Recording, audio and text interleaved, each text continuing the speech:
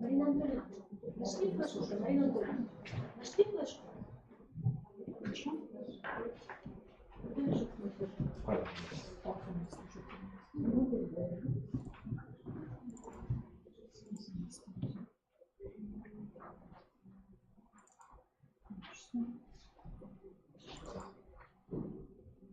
Вот Якимова.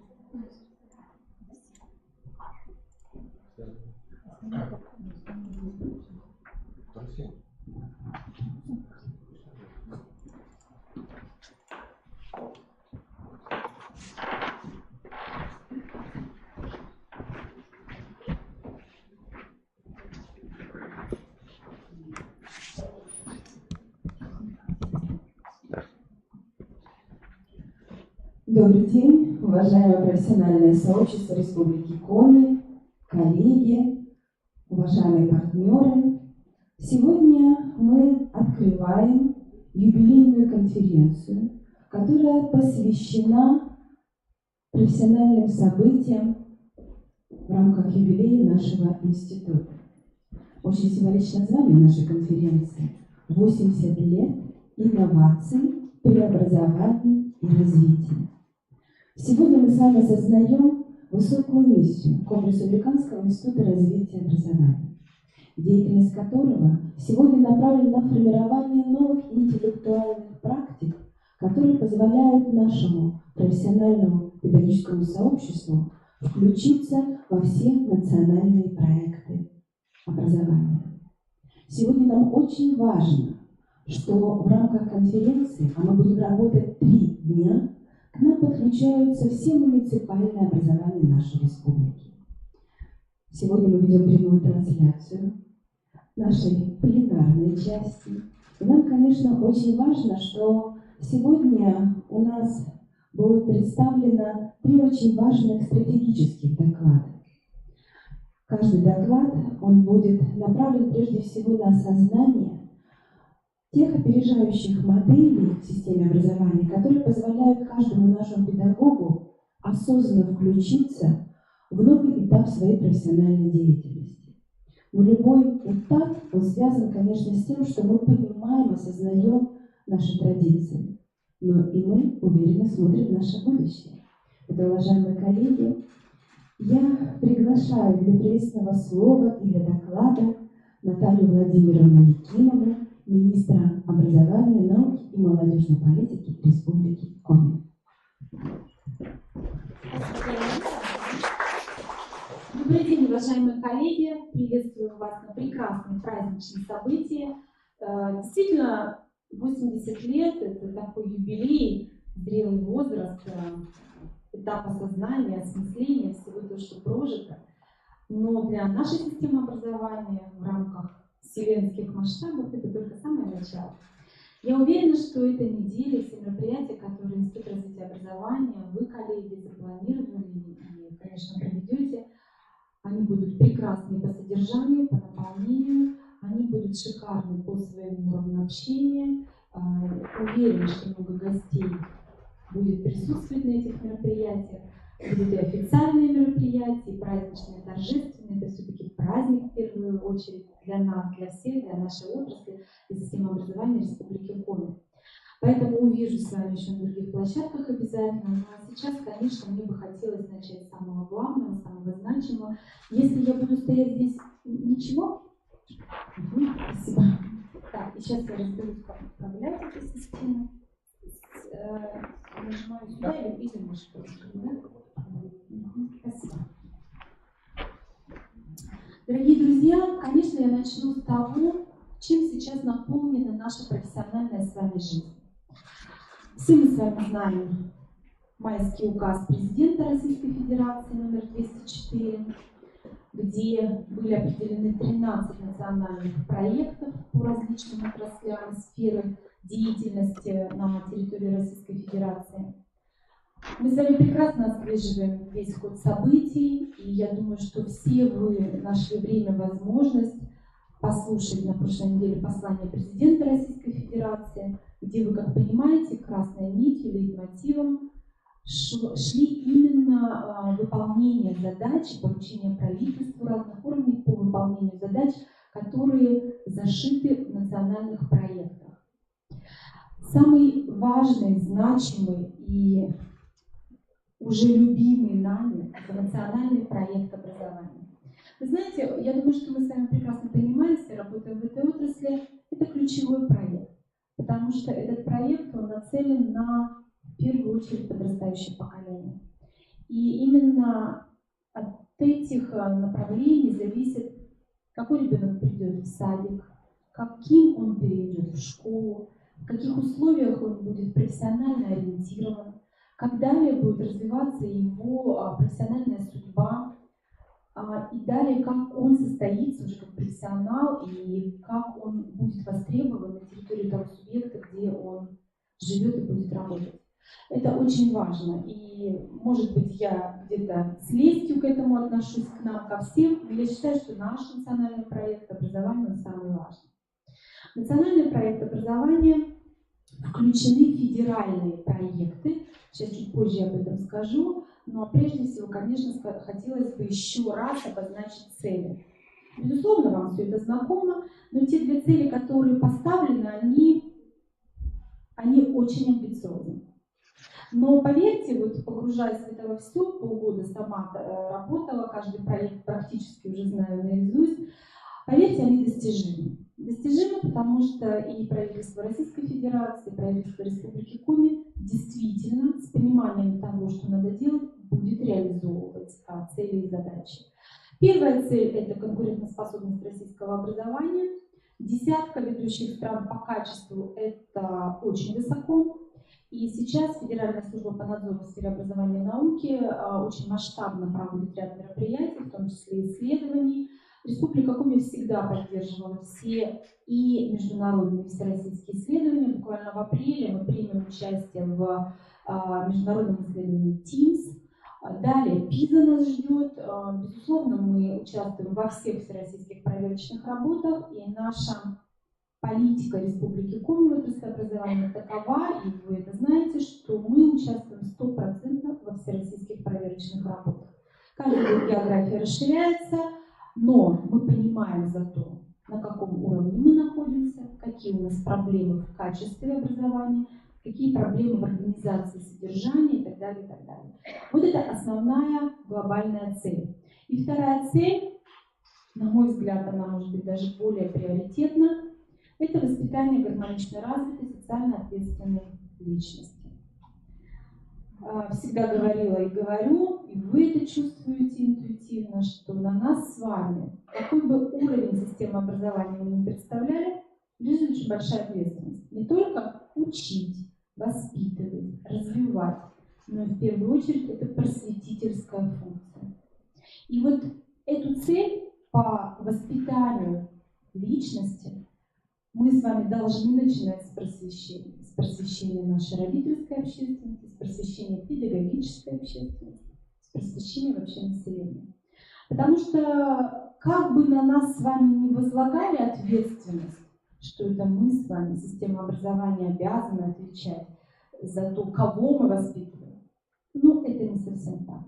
Ребенок, получая идеально, например, в школе, там, в другом учреждении образования, прививая там целый день навыки определенные, культуры, поведения, взаимоотношений и так далее, может выходить в общество, может приходить домой, и это все может быть перечеркнуто.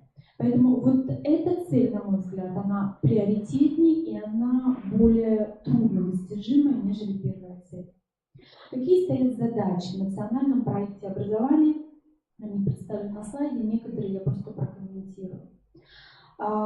Конечно, это вот первая задача, это внедрение новых методов обучения и воспитания.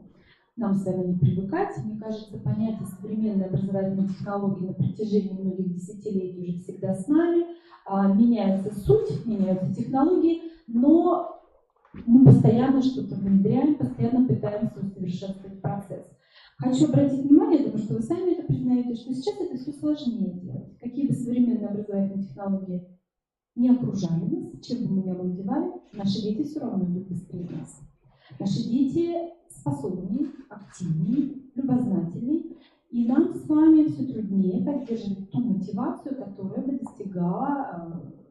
нам помогала достигать определенных образовательных результатов. Эта задача решается не только через внедрение новых технологий, но и в первую очередь через обновление содержания и совершенствование методов обучения в предметной области технологий. Те, кто из вас хорошо ориентируется в федеральном государственном образовательном стандарте общего образования, и кто видел предметные требования технологии, они уже изменены, и далее это будет меняться. То есть уходит такой крен не сколько на технологию, как на трудовое обучение, сколько на технологическое, проектное, инженерное обучение, и все это предполагается в рамках направления предметной области технологии. Следующая задача – это система выявления поддержки, развития способностей и талантов у детей и молодежи. Если вы обратили внимание, президент Российской Федерации Владимир Владимирович Путин, он уже оперирует немножко другими понятиями. Сейчас в меньшей степени используется термин «талантливые дети». В большей степени мы говорим о способных детях. То есть наша задача не смотреть по верхам и уже явно замечать, что тот или иной ребенок, он талантлив, одарен, и далее проектировать его индивидуальный маршрут. Наша задача во всех детях выявлять способности, абсолютно разноплановые.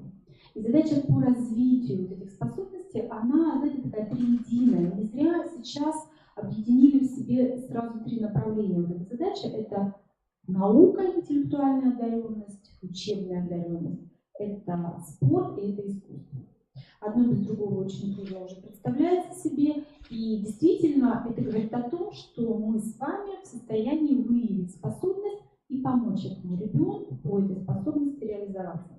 Вот я только что приехала, мы сегодня открывали республиканскую профильную химико-биологическую школу, куда мы впервые ее открываем, куда мы пригласили способных восьмиклассников по химии и по биологии.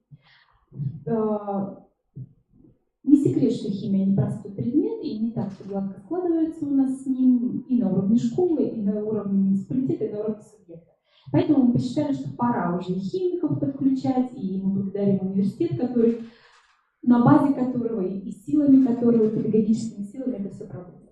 Вот я о чем? Один ребенок выходит, я ему там торжественно вручаю пакет с материалами, я говорю: ты пришел на химию или на биологию? Он говорит: вообще я люблю физику. Но пришел на химию, но я бы и на биологию сходил. То есть вот это восьмиклассник, это вот, знаете, мальчишка, у которого глаза горят, который хочет, а 8 класс – это очень переломный возраст. Вы все знаете, да, психологию и возрастные особенности. Вот убьем интерес в 8 классе, в 9 уже не будет. И вот именно в 9 у нас и начинаются проблемы, особенно с мальчишками. Поэтому вот я возвращаюсь к задаче. Интуитивно и где-то, может быть, даже осознанно мы начинаем и начали эту деятельность. Вы знаете, что у нас уже создан региональный центр выявления поддержки одаренных детей, который в рамках федерального проекта, я сейчас о них чуть позже скажу, он приобретет иное звучание, иную поддержку, иные цели и задачи. Создание условий для раннего развития детей в возрасте до 3 лет. Тоже мы все находимся в социуме, и даже если это не ваша прямая профессиональная обязанность, вы знаете, что детям раннего возраста, это детки до 3 лет, сейчас уделяется огромное внимание. Причем уделяется еще до момента рождения этих детей. То есть, здесь, знаете, здесь такой межвид, стык, в первую очередь, Минздрав, то есть, когда сопровождает маму, будущую маму, беременность, когда ребенок рождается, и где-то понимается, что есть патологии, какие-то особенности развития. Дальше, безусловно, подключается система социальной сферы, которые в жизни помогают маме, ребенку выйти. И, конечно, не без нас, да, и мы здесь же подключаемся, потому что раннее развитие ребенка, особенно если у него есть какие-то врожденные или приобретенные проблемы, и ему нужны особые траектории и развитие обучения, конечно, без нашей системы никак. Так вот, это отдельная задача, то есть приоритет внимания на этим деткам и этим родителям. Сейчас и вы много, вот и я много, буквально на прошлой неделе встречалась с вновь созданной мы созданным региональным сегментом всероссийского отделения общества инвалидов, родителей с детьми. То есть это вот такое детское сообщество. И ко мне приходили мамы на личный прием. И мы понимаем, что да, детям мы помогаем, но здесь очень важно помогать еще родителям. Родителям, потому что они действительно сталкиваются с очень многими проблемами и зачастую просто не знают, куда им обратиться. Так вот, эта задача – это всячески помочь оказать разного рода услуги таким семьям, где есть такие детки, ну и, конечно же, компенсировать этих детей. Следующая задача. Без современных условий, конечно, нам уже трудно представить качество образования, но мы прекрасно понимаем, что и смело в тряпках в руках, многие из вас учителя, можно тоже добиться не менее значимых результатов. Но вместе с тем, конечно, большой объем финансовых средств, про финансы я чуть позже скажу, будет уделяться именно этому направлению, этой задаче. Национальная система профессионального роста педагогических работников, но это задача, которая полностью и целиком ляжет на Институт развития образования, и уже, к счастью, и тоже институт благодарю за это, еще задолго до того, как нацпроект вышел, уже началась эта работа под руководством Галины Владимировны, весь коллектив уже прорабатывал эту систему, но посмотрите процент, да, не менее 50% должны пройти через эту непрерывность профессионального роста. О том, как это и что это, как-то тема другого выступления, может быть, мы еще с вами будем раскрывать все эти федеральные проекты. Модернизация профобразования. Это, конечно, в первую очередь тоже создание условий, в этом году мы уже начнем эту работу, и введение, опять-таки, новых образовательных программ. Как-то так сложилось, что система школьного образования, она более гибкая, она быстрее отвечает на вызовы, на новшества, на инновации, она легче подхватывает. Система профобразования, особенно среднего профобразования, про нее в большей степени хочу сказать, она достаточно традиционна, вместе с тем она результативна, но и здесь, видимо, возникла потребность переформатировать работу в реализации федеральных государственных образовательных стандартов. Формирование системы непрерывного обновления гражданами своих профессиональных знаний. Это касается всего населения, и эта задача соприкасается еще с этим нацпроектом «Демография», и здесь тоже очень много на стыке, то есть все население должно мобильно быть при потребности этого населения переобучено, обучено. Мы должны, я имею в виду заинтересованные органы и ведомства, предоставить возможность роста. Мы должны вариативно предоставлять возможность участия в профессиональных конкурсах и в других мероприятиях профмастерства и так далее. Там много задач зашито. Ну, вот про профессиональный конкурс я тоже уже немножко сказала. Создание условий для развития наставничества, поддержки общественных инициатив и проектов в сфере добровольчества. Вы знаете, что завершился год добровольчества на территории Российской Федерации. Очень много было мероприятий проведено на уровне Республики Коми. Но отдельной задачей и отдельным федеральным проектом именно это направление транслируется. То есть добровольчество в абсолютно разных, во всех сферах деятельности, от понятного традиционного нам. Недавно я была на рабочей встрече в Госсовете представителей депутатского корпуса, было общественности, и у нас возникло в ходе обсуждения достаточно серьезных проблем по правонарушениям наших несовершеннолетних, возникла такая идея сделать направление родительское добровольчество. То есть это я к тому, что в принципе по любому направлению можно волонтерский корпус развивать. И вот в рамках задач тоже определено. Ну и по иностранным гражданам, которые обучаются в наших организациях высшего образования, и их трудоустройство на уровне Российской Федерации, это тоже стоит как задача. Итак, цели и задачи, я думаю, что понятны, еще раз говорю, они амбициозны. Какие же проекты в рамках нацпроекта образования мы уже начали реализовывать? Они перед вами. Это и современная школа, это и цифровая образовательная среда, ну и многие другие, я думаю, что вы все их знаете, их 9 федеральных проектов. Соответственно, начиная с октября нами на территории Республики Коми совместно со многими из вас, коллеги, это и Институт развития, и Высшая школа, и представители муниципалитетов, мы отрабатывали региональный проект. То есть у нас сейчас с вами утверждены аналогично 9 региональных проектов. Называются они также по образу и подобию.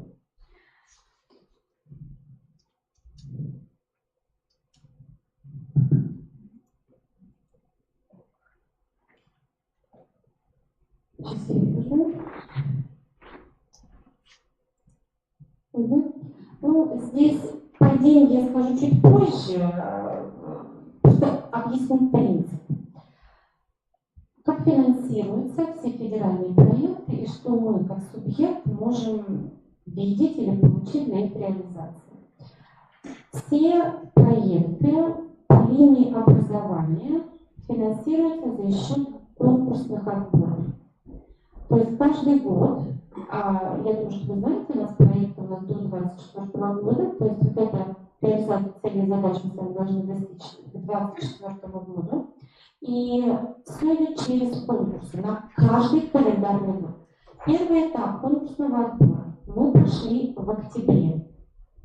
И неожиданно было для нас, из 9 заявок, которые мы направляли в конкурсных документах, 8 было поддержано. И здесь вот вы видите некоторые из них, это как раз уже результат конкурсных отборов привлечения средств. Удобно меня слышать? Ну, как-то это не очень. Спасибо. Слышно? Да. Хорошо. Спасибо.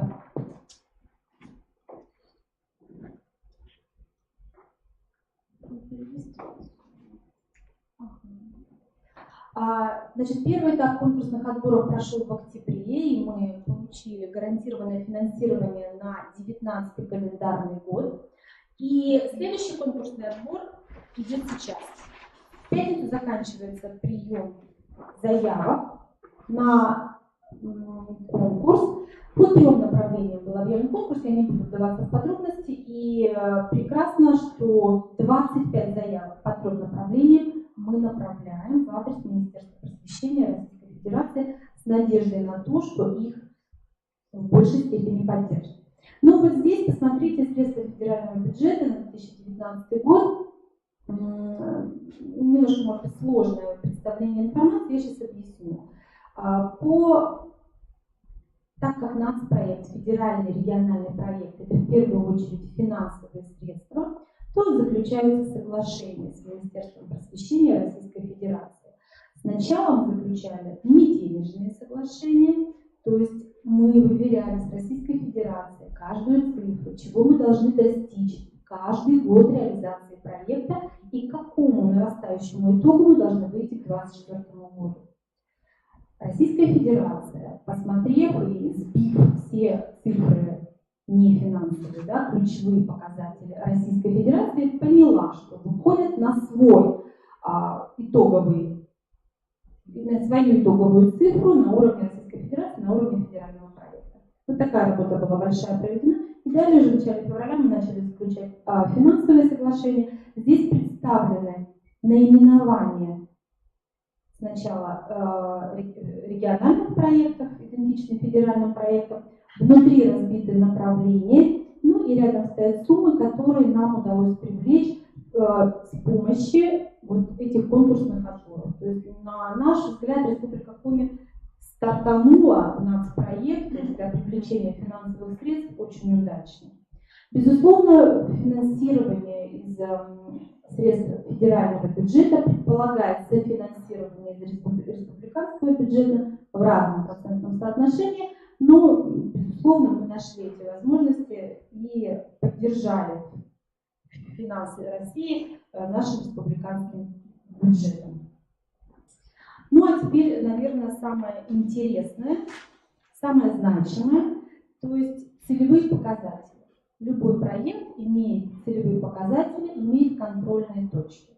Итак, весь наш проект рассчитан до 2024 года включительно. И вот по каждому федеральному проекту, здесь уже речь идет о региональных проектах, здесь уже наши цифры, республиканские цифры, чего мы должны достичь.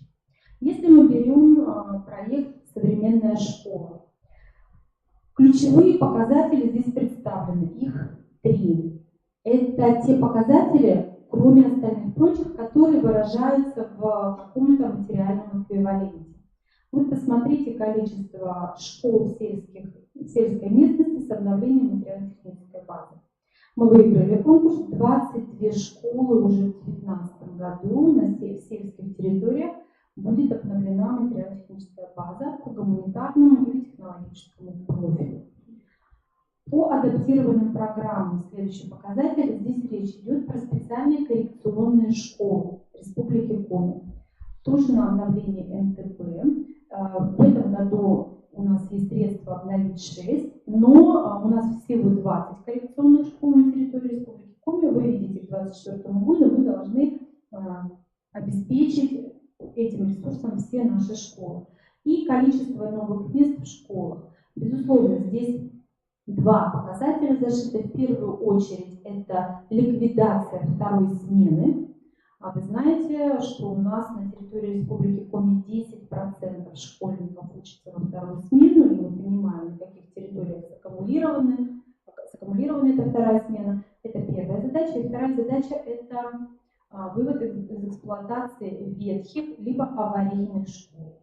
Они у нас тоже есть. У нас в очереди стоят 20 общеобразовательных организаций, которые поэтапно надо обновлять либо капремонты, либо строить новые.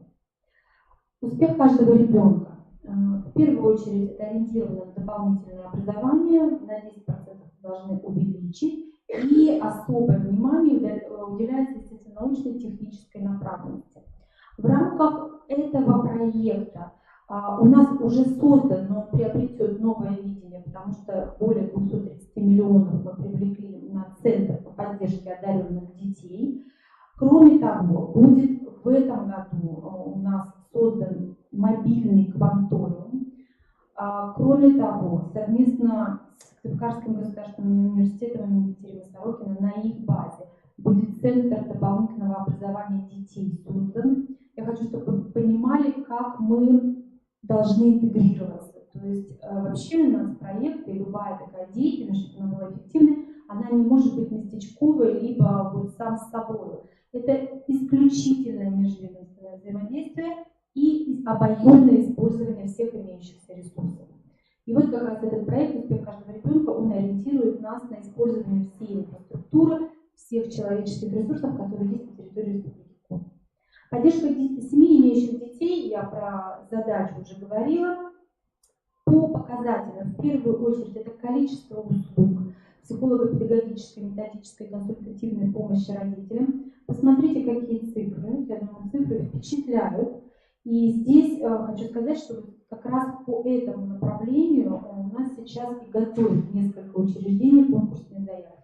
И опять-таки хочу поблагодарить Институт развития образования, который готов, берет на себя миссию и заявляется тоже для участия в этом конкурсе, потому что в Институте развития есть условия, которые могут полноценно приводить к тому, что наши родители, наши дети могут получать качественные услуги. Ну и, безусловно, мнение граждан важно в каждом процессе, здесь тоже представлены показатели. По цифровой образовательной среде.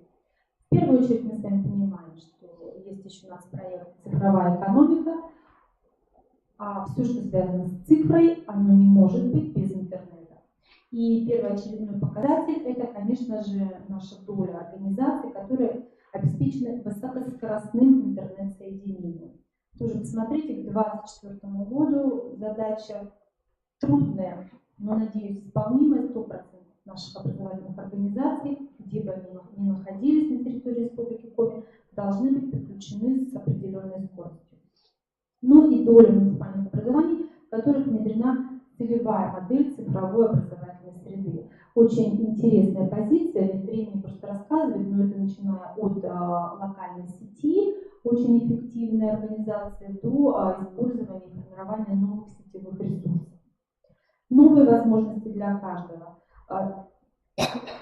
Здесь основной целевой показатель – это число граждан, которые будут проходить обучение по программам непрерывного образования в разных типах образовательных организаций. Ну, результаты тут тоже представлены.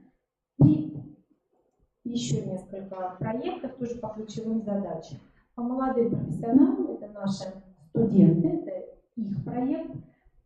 Число центров опережающей профессиональной подготовки в 2019 году мы не ставили такую задачу, но до 2024 года такой центр будет создан. Число мастерских, которые должны быть оснащены материально-технической базой. Вот как раз сейчас наши 15 учреждений профобразования подают заявку на конкурс. Уверена, что некоторые из них будут поддержаны, и мы обновим материально-техническую базу именно в учреждениях профобразования. Про итоговую аттестацию тоже, я думаю, вам известно. У нас уже и законом об образовании, и подзаконными актами определена итоговая аттестация учреждений ФСПУ в форме демонстрационного экзамена. Показатели вы здесь тоже видите. И долю обучающихся, которые завершили обучение и прошли итоговую аттестацию с помощью этого нового механизма. Социальная активность. Возвращаясь к задаче, мы с вами должны... Смотрите, доля граждан вовлеченных, то есть 20% всего населения Республики Коми должны быть вовлечены в добровольческую деятельность. Уверена, что все мы с вами здесь тоже сидим уже добровольцами. Может, просто не определившиеся еще. Но, по крайней мере, в педагогической деятельности мы с вами тоже точно волонтерами стали и добровольцами. Ну и, соответственно, доля студентов, которые тоже организованы в некоторые движения, тоже достаточно высока, это 70%. Учитель будущего. Думаю, видите прекрасно, да, что именно учителя, которые вовлекаются в нашу систему роста 50% к 2024 году мы должны достичь. Вы знаете, это кажется, ну что нам? Мы и так непрерывно учимся, на самом деле это очень сложно. Те, кто работает с педагогическими работниками, знают, как непросто иногда направить на курс повышения квалификации, убедить принять участие в серии каких-то мероприятий. То есть здесь для того, чтобы подходить к результативности, к оценке результативности этого проекта, надо местами менять сознание наших педагогов и тоже вот кому как не Институту развития образования, не нам с вами этим заниматься. Ну и социальный лифт для каждого. Здесь один всего лишь показатель предусмотрен. Это количество граждан, которые приняли участие в конкурсах. Посмотрите, профессионального и карьерного роста. Социальный лифт, само название, оно говорит само за себя.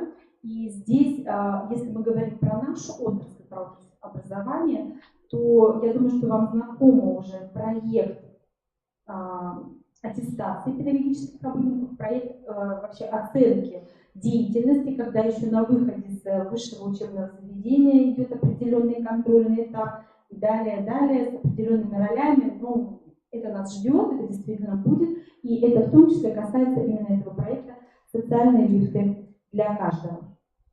Вот очень коротко, тезисно я попробовала вам простым языком объяснить, во что мы вступили в новую эпоху.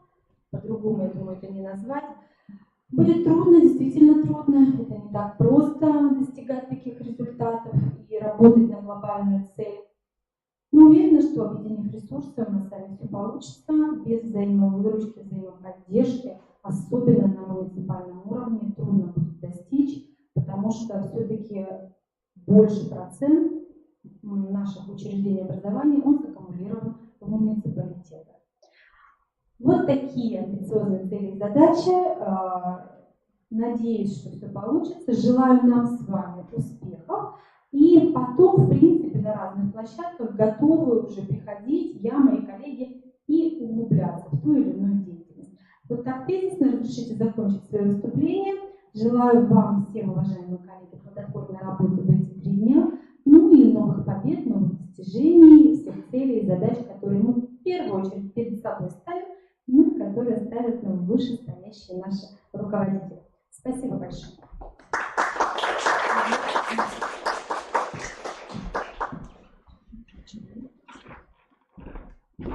Спасибо, Виктория Владимировна, за столь важный стратегический доклад.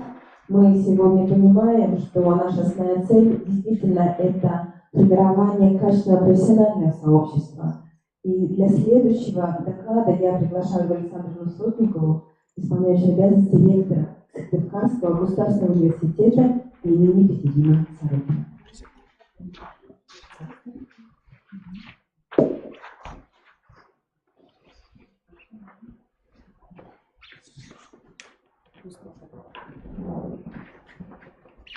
Добрый день, дорогие коллеги, уважаемые наши любимые партнеры.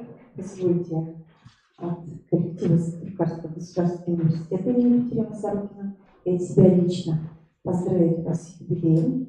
Юбилей – это такой повод подвести итоги, поставить задачи, сказать друг другу напутственные слова. Нам в обыденной жизни это часто не хватает. И позвольте представить свой доклад. Я удобно стою? Видно? Роль опорного университета в развитии региональной системы образования. Вы знаете, что в 2017 году наш университет выиграл конкурс и получил статус опорного университета. Один из 33 вузов нашей России. В общем-то, роль опорного университета, она понятна. Способствовать, создавать условия для развития региона.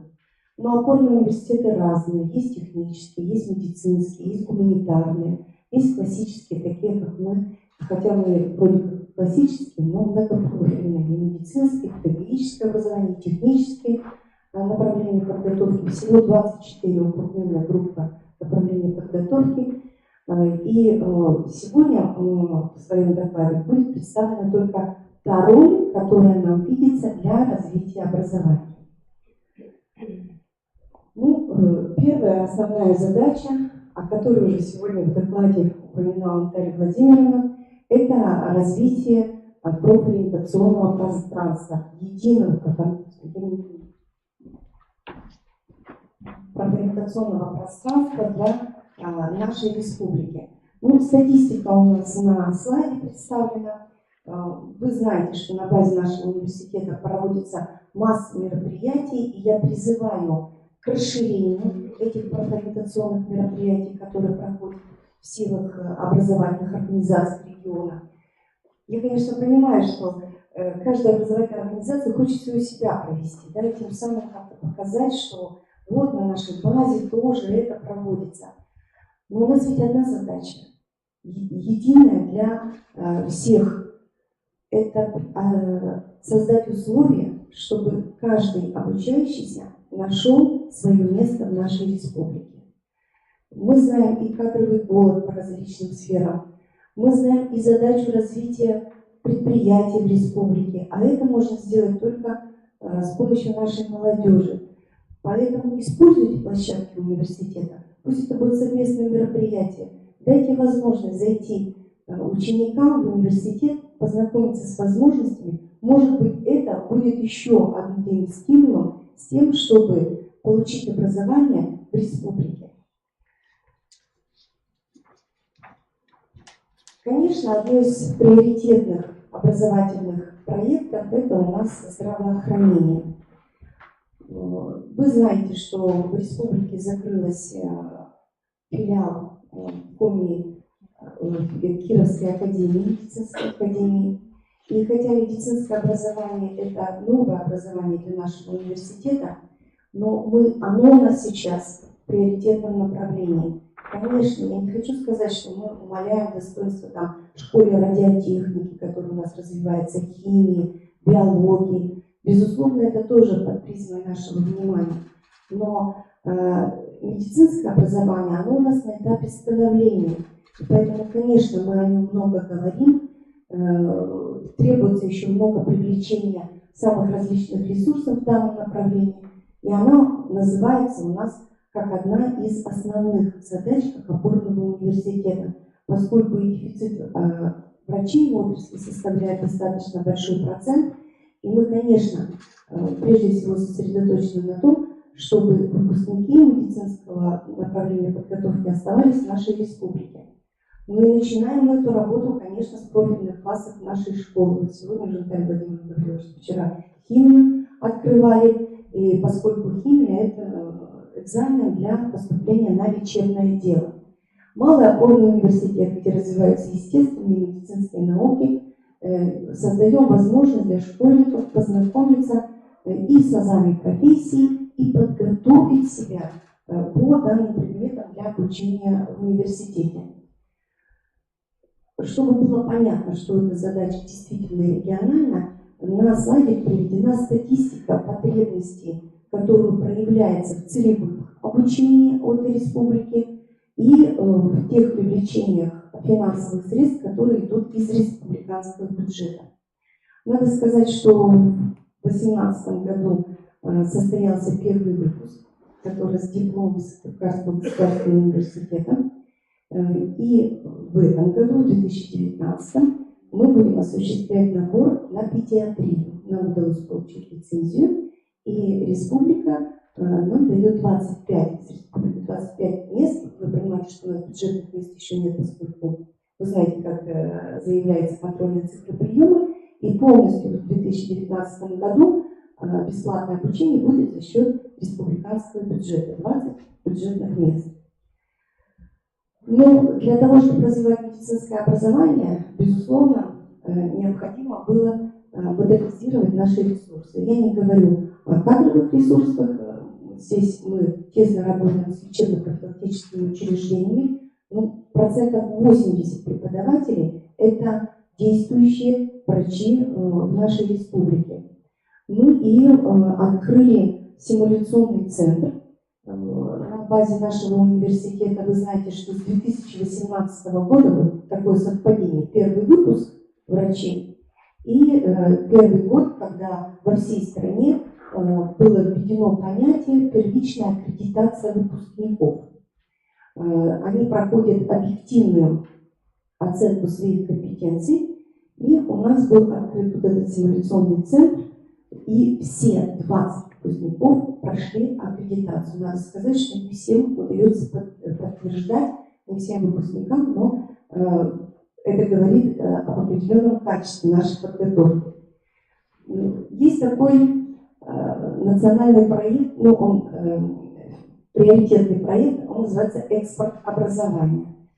Поставлена задача российское образование, что называется, привлекать из зарубежных стран с тем, чтобы качество образования было за счет вот этой интеграции с международной наукой усилено.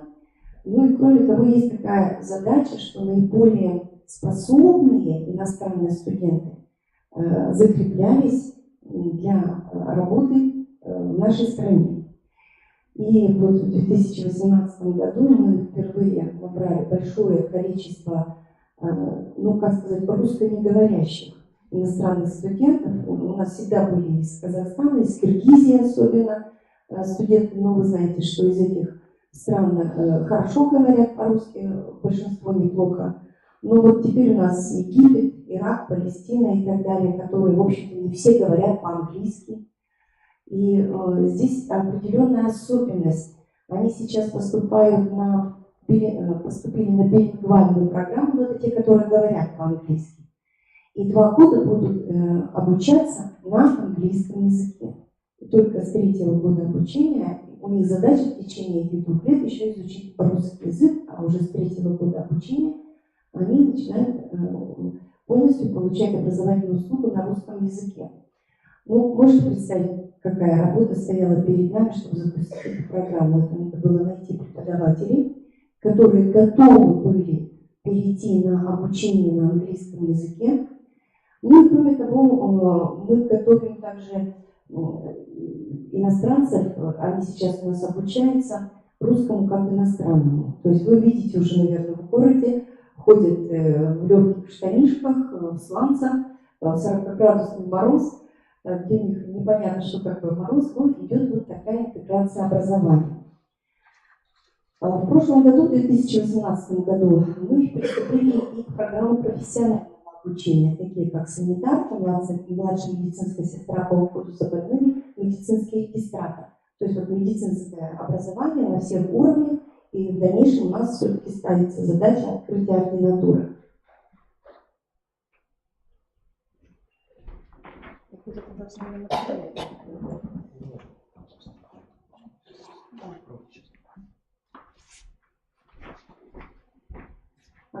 Ну, про педиатрию я уже говорила, только упомяну, что это в рамках программы «Десятилетие детства».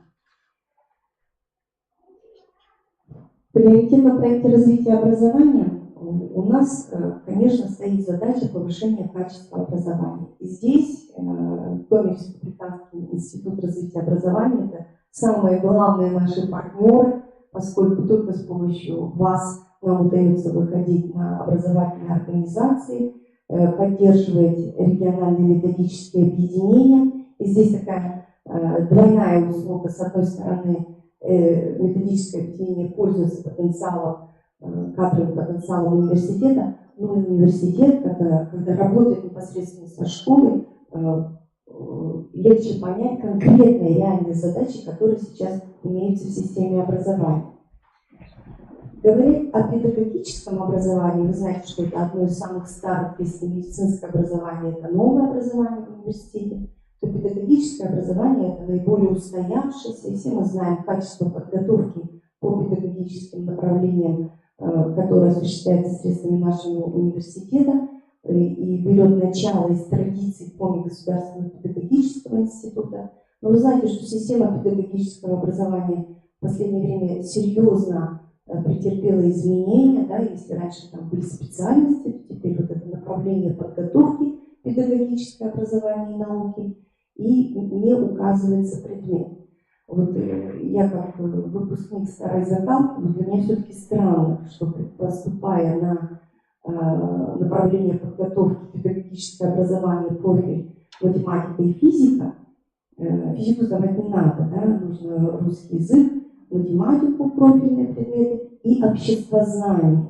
Я вот уже теперь думаю, а если бы я закончила школу, пошла бы я в педагогический вуз, если бы мне надо было сдавать обществознание? Нет, у меня, конечно, обществознание тоже было пятерка в школе, вообще училась на пятерке. Но одно дело просто учиться на пятерке, потому что это нужно, потому что это задача, и другое дело, когда это нужно сдавать в качестве вступительного экзамена. Пошла бы я в педагогический вуз, вот окажись в такой ситуации. Ну, такой у нас, вы знаете, закон, и другого выхода у нас нет. Поэтому, ну вот, не буду ругать полностью эту систему образования, вот эта двухуровневость бакалавриата, магистратура, она дает существенную гибкость в нашей системе образования. Посмотрите, сколько задач было сформулировано в рамках национального проекта образования. И мы многие эти задачи, а как же учитель? Вот перед ним сколько угодно говоришь, что вот такой национальный проект, мы его реализуем, вот такая задача, ее решать. Инструмент какой-то надо учителю дать, подготовить выпускника педагогического вуза с тем, чтобы он уже с какими-то представлениями об этих инструментах хотя бы выходил в школу. И в этой связи мы открываем новые магистерские программы. Вот, посмотрите, электронное образование. То есть те, которые уже имеют высшее образование, наращивая за 2 года компетенции в данном направлении, или инклюзивное образование, педагогика одаренности. Открыли мы в 2018 году и новое направление бакалавриата, дополнительное образование детей. Но вчера было вот заседание Центральной приемной комиссии, и мы пришли к выводу, что это не совсем было правильно, поскольку бакалавриат – это человек, поступающий, не имеет высшего образования. А вот это дополнительное образование детей, оно хорошо для магистратуры, когда у человека уже есть базовое высшее образование. И помните, сколько задач стоит у нас в развитии дополнительного образования для детей. Соответственно, в рамках магистратуры можно было бы дорастить эти компетенции. Ну и хочется сказать, что по профессиональной деятельности в цифровой образовательной среде мы зарегистрированы как федеральная инновационная площадка. Ну, упомяну, что всегда, конечно, занимались в университете педагогическими исследованиями, защищали диссертации по педагогике, но, к сожалению, защищали вовне университета и проводили исследования вовне университета. В 2018 году у нас с грифом «Работа выполнена» в Сыктывкарском государственном университете имени Екатерины Сорокина защищены 2 диссертации, одна докторская и одна кандидатская. Кроме того, у нас в перечень федеральных программ, в перечень Министерства образования вошли 6 проектов направленных на развитие взаимодействия университета с образовательными организациями региона. Вот перечень этих программ, как вы видите, это различные направления, не только в сфере образования, но и в сфере, например, экономики или юриспруденции. Нельзя, конечно, не упомянуть про молодежную политику. Вы сами понимаете, что ребенка нужно не только учить, но ему нужно давать возможность раскрыть свои и, скажем так, непознавательные какие-то таланты. И в данном направлении наш университет, вы все знаете, активно работает. И вот в 2018 году, пожалуй, ни одно мероприятие, по крайней мере в Сыктывкаре, которое было направлено на воспитательное, не проходило без волонтеров или без участия студентов нашего университета. Они у нас очень активны. Ну, что еще приятно, что вот такие грандиозные мероприятия, как парад студенчества или универвидение, да, они проводятся за счет привлеченных средств. Вот в 2018 году 7 миллионов 100 нам было дано на развитие движения. Вот если бы не было этих денег, вряд ли бы мы организовывали такие масштабные мероприятия. Кстати говоря, сегодня открывается универвидение в Красноярске. Мы его на 1 год отдали в Красноярск. Там универсиада проходит. Надо украсить, конечно, это мероприятие, поэтому мы отдали на 1 год универвидение. И 8 марта там будет гала-концерт, наша команда, и я в том числе едем представлять универвидение как от Родины этого проекта. Ну и несколько волонтерских движений. Это «Ой, вы», наверное, вы его хорошо знаете, когда наши студенты, у них, кстати, у многих есть соответствующее подтверждение эксперта ТЮТа, они проводят обучение в муниципалитетах нашей республики. Ну и добровольческие инициативы, особенно вот экологическое волонтерство, оно продолжает развиваться, социальное волонтерство. И у нас в 2017 году, ну, раз медицинское образование, то появились новые волонтеры-медики. В нашем университете, как в опорном университете, 3 стратегических проекта. Но я хотела бы в сегодняшнем докладе остановиться только на одном. Это территория просвещения. Он ориентирован как раз на образовательные организации, на родителей, на детей. Вот указано координаты портала. На досуге зайдите, пожалуйста, и в стиле оформления, да, наш региональный финно-угорский стиль. Здесь есть и родительские лектории, и по русскому языку, и по искусству выставки. Кроме того, этот портал находится в перекрестке ссылки с нашим региональным порталом «Открытое образование», что позволяет нам еще раз подчеркивать, что кроме Республиканский институт развития образования и Сыктывкарский университет — это партнеры во всех начинаниях. Ну и хотелось бы сказать, что, конечно, опорный вуз развивается без особой финансовой поддержки. Чисто символическая поддержка есть из федерального бюджета, но есть одно великое преимущество. Мы включены в сеть опорных университетов. И в принципе университет может решить любую задачу за счет обмена ресурсами с другими университетами. Вот у нас 2 уже сетевые программы с Череповецким университетом проходят. У нас проходит защита диссертаций в наших партнерах. Вот мне сейчас говорят, надо открыть в университете диссертационный совет. Ну, как бы, наверное, надо, чтобы где-то похвастаться, да, престижность и так далее. Но зачем? Чтобы защищать одну диссертацию в год? У нас есть сеть опорных университетов с диссертационными советами, хорошие, что называется, отношения в том плане, что никаких барьеров быть не может.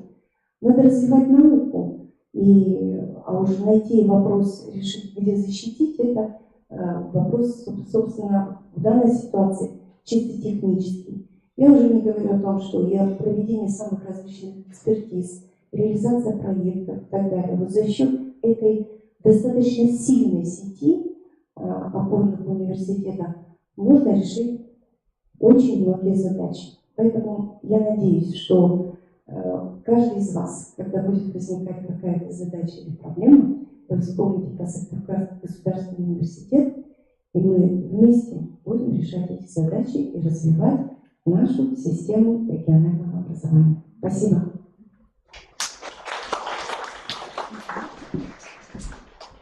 Спасибо, Ольга Александровна. Знаете, коллеги, я понимаю, что мы очень осознанно подошли к построению наших выступлений. Я очень рада, что Наталья Владимировна сегодня представила доклад именно стратегический, в котором поставлены задачи перед всей системой образования.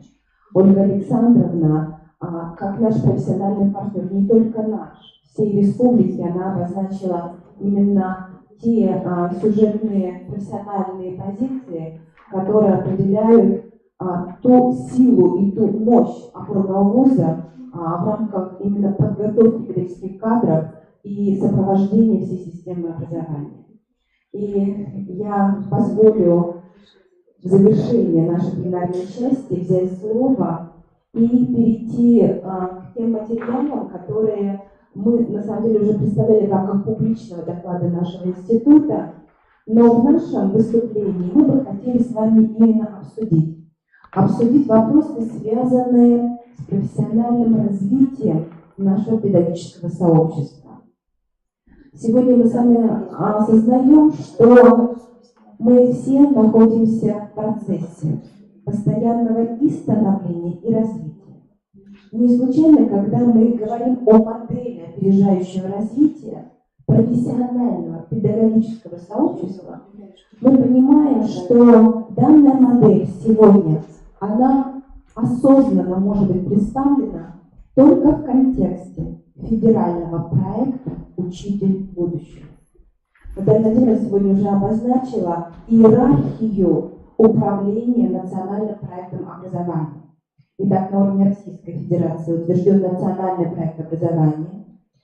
Далее утверждены федеральные паспорта всех 12 федеральных проектов, и на уровне республики утверждены региональные паспорта тех проектов, которые мы будем вместе с профессиональным сообществом реализовывать в течение 6 ближайших лет. Мы знаем, к каким результатам мы должны с вами вместе прийти. Но очень важно осознавать, что региональный паспорт проекта «Учитель будущего» он уже включает сформированную модель развития педагогического сообщества нашей республики. На чем основана данная модель? Конечно, вот Ольга Александровна говорила, прежде всего на тех позициях, которые закреплены были в рамках именно нашего профессионального взаимодействия с опорным вузом, с муниципальными образованиями нашей республики, с теми задачами, которые поставлены главой республики Коми. И, конечно, мы понимаем, что именно региональный контекст развития нашей республики и определяет те возможности, которые сегодня мы осознаем как именно ту данность, которая определяет старт проекта «Учитель будущего». Я хочу внимание обратить, что только 8 февраля 2019 года официально был опубликован паспорт федерального проекта «Учитель будущего». Да, коллеги, он был обсужден на проектном офисе, на федеральном проектном офисе еще в конце декабря, но публикация состоялась только в феврале месяце. Поэтому в течение последних 2 дней мы с нашим учредителем работаем над обновлением регионального паспорта проекта. Мне хочется ваше внимание обратить именно на те сюжетные профессиональные линии, которые сегодня в региональном паспорте проекта «Учитель будущего» определяют задачи, которые в дальнейшем будут рассматриваться именно уже как результаты. Внимание обратите, что в проекте обозначено, что мы должны сформировать условия и создать систему для непрерывного планомерного повышения квалификации педагогических работников. на основе постоянно выявляемых профессиональных дефицитов и затруднений. Второе направление – это обновление системы аттестации. И задача стоит – обновление системы аттестации не только уже педагогических работников, а обновление системы аттестации руководителей образовательных организаций всех типов и формирование кадрового резерва. К 2020 году мы на уровне республики должны сформировать реестр потенциальных руководителей наших образовательных организаций.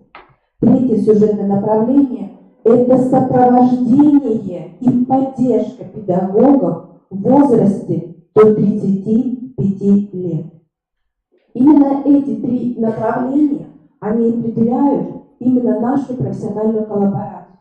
Потому что действительно сегодня в республике уже сформирована базовая научно-интеллектуальная и методическая платформа для поддержки проекта «Учитель будущего». И я внимание обращаю, что мы осознанно включаем в региональную систему дополнительного профессионального образования, конечно, опорный вуз нашей республики, муниципальное образование нашей республики и все образовательные организации, которые сегодня уже обязаны включиться именно в модель поддержки и развития каждого педагога. Сегодня мы понимаем, что формируются новые интеллектуальные практики. Но я хочу внимание обратить, что в региональном проекте сейчас будут транслироваться именно те системные изменения, которые позволяют провести ребрендинг системы повышения квалификации. Именно эти элементы сегодня заложены в федеральном паспорте проекта. Итак, три контекста, на которые мы всегда внимание обращаем. Первое – это единые принципы организации и планирования повышения квалификации, которые будут установлены, коллеги, на уровне Российской Федерации. Вторая позиция – это возможности, которые мы должны предоставить для педагогов именно для горизонтального обучения. В данном случае мы говорим здесь о позиции наставничества, о обучении педагогов педагогами, о работе стажировочных площадок на основе именно обмена опытом и с использованием современных цифровых технологий. Третья контекстная позиция – это участие педагогов, и я внимание обращаю на показатели. 100% педагогов должны быть включены в различные профессиональные ассоциации, в программы обмена опытом, лучшими практиками. Именно к этим позициям привлекаются работодатели и не только из сферы образования. Поэтому, уважаемые коллеги, вот эти три направления, на которые я сейчас внимание обращаю, на самом деле они в нашем институте и с нашими партнерами уже сегодня рассматриваются именно как результат. Почему мы и говорим о модели опережающего развития? Потому что сегодня мы понимаем, что подойти к результату, который мы должны обеспечить через 6 лет, сегодня в республике уже есть решенные задачи, на основе которых мы сегодня уже будем работать над показателями, которые связаны прежде всего именно с привлечением педагогического сообщества. Что еще, коллеги, очень важно? В федеральном проекте появился новый профессиональный глоссарий. Его не было еще в декабре. Посмотрите, пожалуйста, что включает в себя обновленный профессиональный глоссарий. Мы понимаем, что это действительно та понятийная база, которая сегодня должна быть понятна, осмыслена не только Институтом развития образования, не только нашими сотрудниками, а всем профессиональным сообществом. Итак, внимание обращаю. На уровне Российской Федерации будет утвержден к концу 2019 года федеральный фонд регулярно обновляемых оценочных средств, которые позволят выявить, оценить компетенции каждого педагога. На самом деле мы давно уже готовимся к новой системе аттестации. Мы понимаем, что наша система аттестации, она является эффективной, но у каждого региона в настоящее время своя региональная практика. Федерация обозначила, что формируемый федеральный фонд оценочных материалов, он будет един. И он будет позволять выявлять компетенции и руководителей, и каждого педагога. Вторая совершенно новая позиция для профессионального сообщества. Начиная с 2019 года в каждом субъекте Российской Федерации должны появиться центры непрерывного повышения профессионального мастерства педагогических работников. Сегодня в 19 субъектах такая работа уже началась. И сегодня мы понимаем, что действительно мы теперь говорим именно о непрерывном развитии наших педагогов с точки зрения повышения именно их мастерства.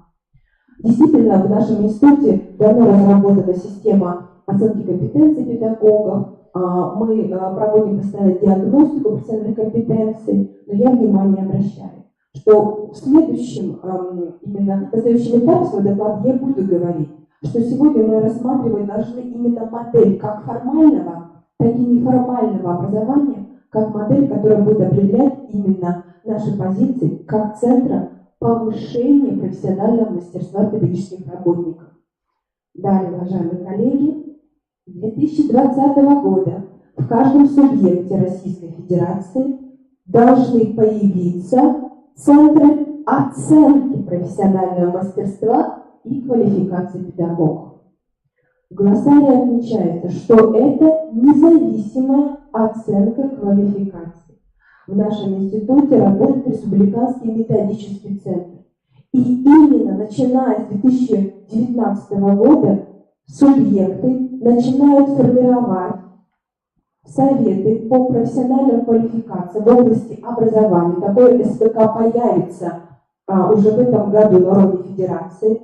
Экспертное сообщество должно состоять из представителей каждого субъекта Российской Федерации, и такие центры, как отдельные юридические лица, мы их сейчас называем у нас в республике центры оценки квалификации, ЦОКи, появляются именно для работы с педагогами.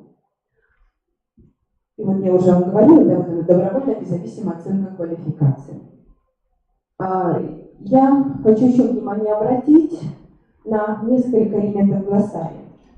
В глоссарии введена позиция очень интересная, именно по разработке атласа новых педагогических профессий, профессий будущего. Да, мы говорим об учителе будущего. Но мы должны понимать, что сегодня система образования, она действительно очень быстро меняется. И к 2021 году, так обозначено в проекте, появляются новые не только профессии, но и должности, которые будут включены в номенклатуру должностей педагогических работников. Что же представляет нам федеральный паспорт? Посмотрите, пожалуйста, это должности инструктора по интернет-серфингу, веб-психолога, педагога онлайн-обучения, междисциплинарного тьютера, школьного модератора и других.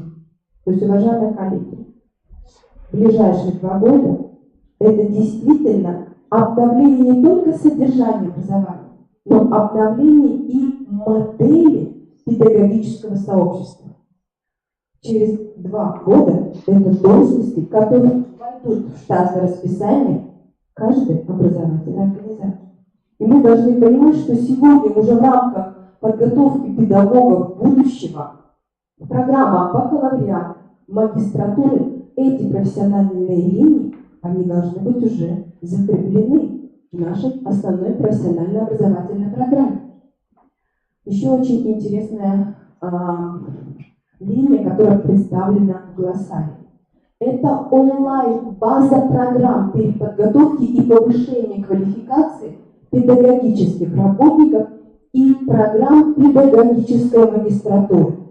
Это федеральная онлайн-база, которая должна быть сформирована к 1 января 2020 года. Мы на самом деле уже в течение года работаем над нашим проектом «Депозитарий программ повышения квалификации». Какая задача сегодня стоит? Мы сегодня должны действительно осознанно понимать, что мы должны проводить очень качественную экспертизу каждой нашей программы повышения квалификации переподготовки. Для того, чтобы наши программы вошли в федеральную базу, их будут рецензировать федеральные эксперты из Российской академии образования. У нас есть год для того, чтобы качественно проработать все наши программы и войти в федеральную онлайн-базу. Еще одна новая сюжетная линия – это дополнительная профессиональная программа по направлению наставничества в образовательных организациях. Что обозначено в федеральном проекте? На уровне Российской Федерации 31 декабря 2019 года будет разработана данная дополнительная профессиональная программа. И очень интересный показатель. Через 3 года по данной программе должны быть обучены 100% педагогов Российской Федерации. Это в рамках нашей концепции наставничества. И на прошлой неделе как раз в университете, уже Александра приветствовала коллег, состоялся форум наставников. И, уважаемые коллеги, к большому сожалению, у нас оказалось не так много лучших практик по наставничеству в образовательных организациях. Были представлены практики наставников на производстве, в инновационных компаниях, в образовательных организациях. Коллеги, к сожалению, большому, как практику, которая может быть применима в образовательной организации на штатном режиме, к сожалению, вот этим похвастаться пока на уровне республики не могли. И в завершении вот этих сюжетных линий, которые определены были в федеральном проекте, я хочу еще ввести понятийный аппарат, который тоже представлен в федеральном проекте. Что же мы должны понимать под непрерывным образованием педагогических работников? Я вот уже говорила, что я получила большое, на самом деле, профессиональное удовлетворение именно от того, как мы выстроили наши доклады. Перед нами стоят федеральные задачи. Но все начинается именно в системе подготовки наших педагогов. Поэтому непрерывное образование и повышение уровня профессионального мастерства начинается не после завершения программ именно обучения. И оно начинается не на программах повышения квалификации. Формирование профессионального мастерства начинается в процессе освоения программ среднего профессионального, высшего образования и дополнительного профессионального образования, и программ краткосрочных обучающих мероприятий. Все наши вебинары, семинары, научные конференции, стратегические конференции, уважаемые коллеги, это все, что сегодня рассматривается как непрерывное образование педагогов. И Светлана Владимировна уже говорила, что мы должны обеспечить и доказать, что 50% педагогов включены в систему непрерывного образования. Образование непрерывное в течение всей жизни. Вот, уважаемые коллеги, конечно, когда мы говорим сегодня о наших результатах, мы понимаем, я не случайно доклад назвала модель опережающего развития. Мы сегодня понимаем, чтобы учитель будущего действительно был проектом, который будет реализован, мы должны были очень много уже сделать до 2019 года.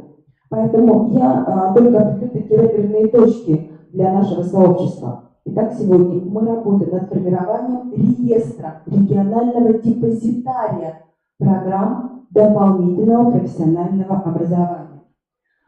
Сегодня мы понимаем, что все программы повышения квалификации, которые реализуются и на стажировочных площадках, и благодаря нашим профессиональным партнерам, это программы, которые обеспечивают повышение профессионального мастерства наших педагогов. Поэтому мы их рассматриваем именно как научно-интеллектуальные практики, которые в то же время формируют и мировоззрение наших педагогов.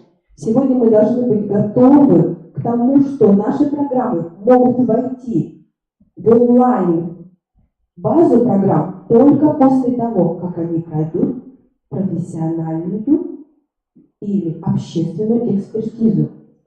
Конечно, это направление, которое связано с аккредитацией программ, в том числе программ ТПО, и мы должны быть к этому готовы, потому что сегодня рассматривается данная линия определения качества каждой программы.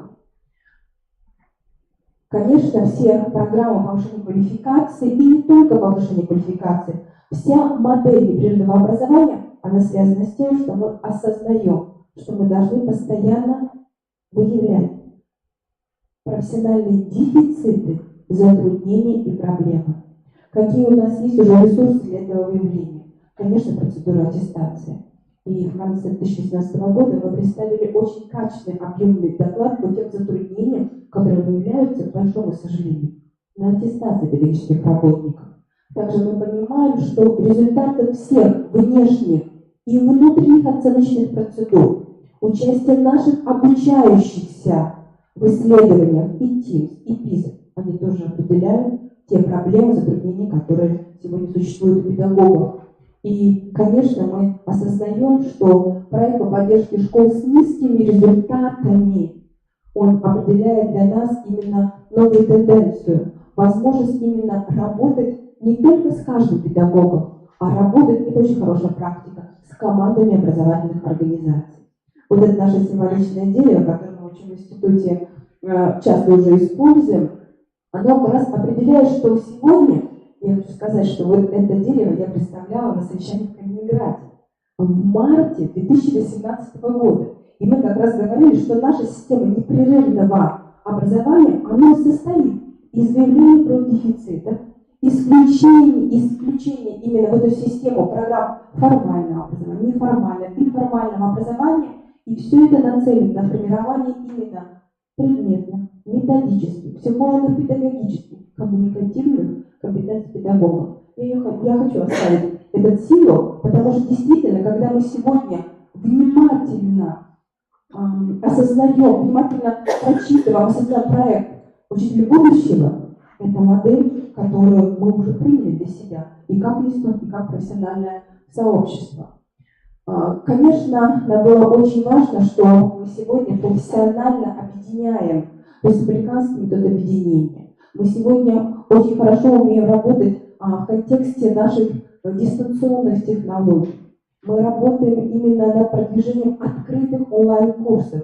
И действительно, вот то, что сегодня определяется именно как задача, а именно использование дистанционных технологий как элемента продвижения программы повышения квалификации, как элемента именно просвещения педагогов, коллеги, нами уже использованы, и мне кажется, хороший результат. Поэтому нам очень, конечно, важно, что в прошлом году мы открыли профессиональный видеозал. И на сайте нашего института очень активно работает данный проект. Сегодня уже более 800 записей различных семинаров, вебинаров, конференций. И вы знаете, как приятно, когда мы видим, что у нас есть возможность онлайн-подключения, но онлайн-подключение тоже пользуется очень хорошим профессиональным спросом. И мы видим, как повышается уровень просмотров тогда, когда у педагога возникает какая-то проблема, какое-то затруднение, и он в любое время может обратиться по тематическому реестру нашего профессионального зала и действительно посмотреть какой-то вебинар. Пожалуйста, о командной работе, об управлении образовательной организацией и так далее, и так далее. Коллеги, это очень важный ресурс, который сегодня уже есть как данность в нашем институте. Мы себе поставили цель на этот год, не зная еще о проекте «Учитель будущего», это формирование личного кабинета каждого педагога республики. Мы уже сформировали его платформу, уважаемые коллеги, и на одной из секций в рамках нашей работы мы будем более подробно о нем говорить и его представлять. Итак, уважаемые коллеги, это тоже слайд, который я использовала еще в марте. Сегодня непрерывное профессиональное образование определяет, что мы выстраиваем индивидуальную траекторию сопровождения для каждого педагога.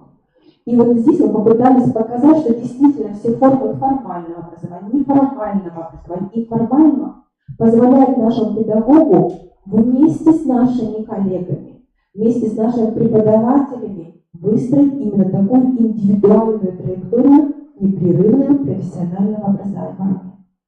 Да, это курсы повышения квалификации, это вебинары и семинары, это участие и в профессиональных конкурсах, которые позволяют мотивировать нашего педагога, да, на карьерный рост в том числе.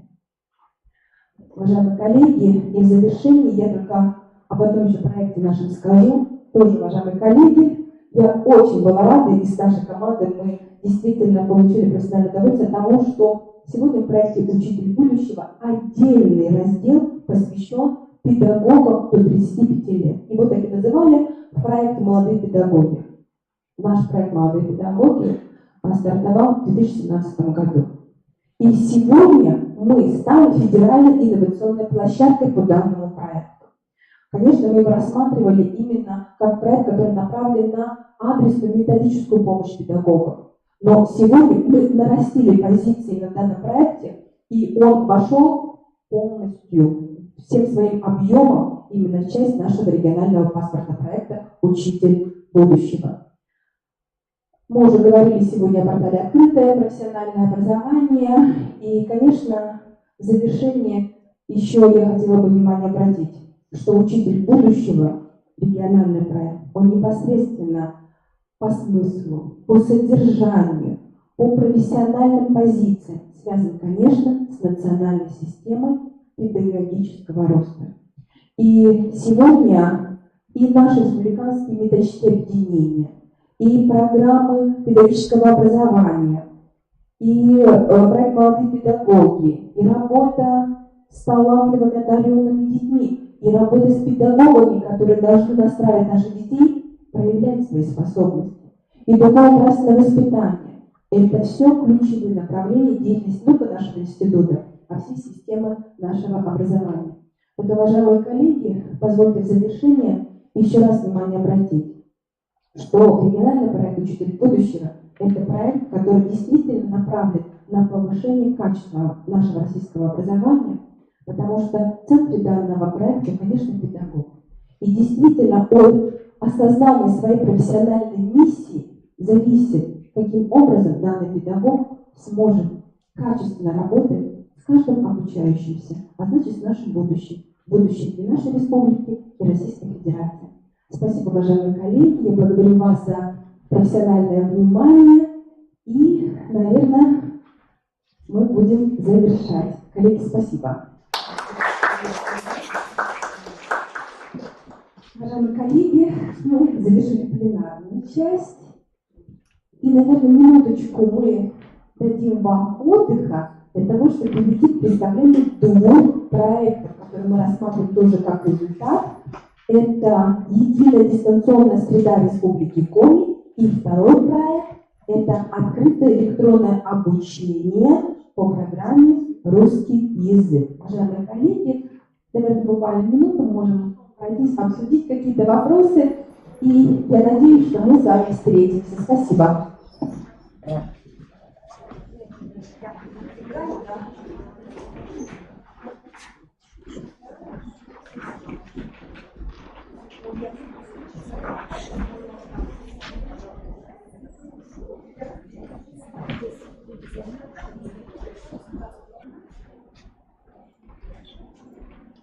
Сейчас остановить или паузу ставишь или ставишь паузу? Сейчас включу. Нет?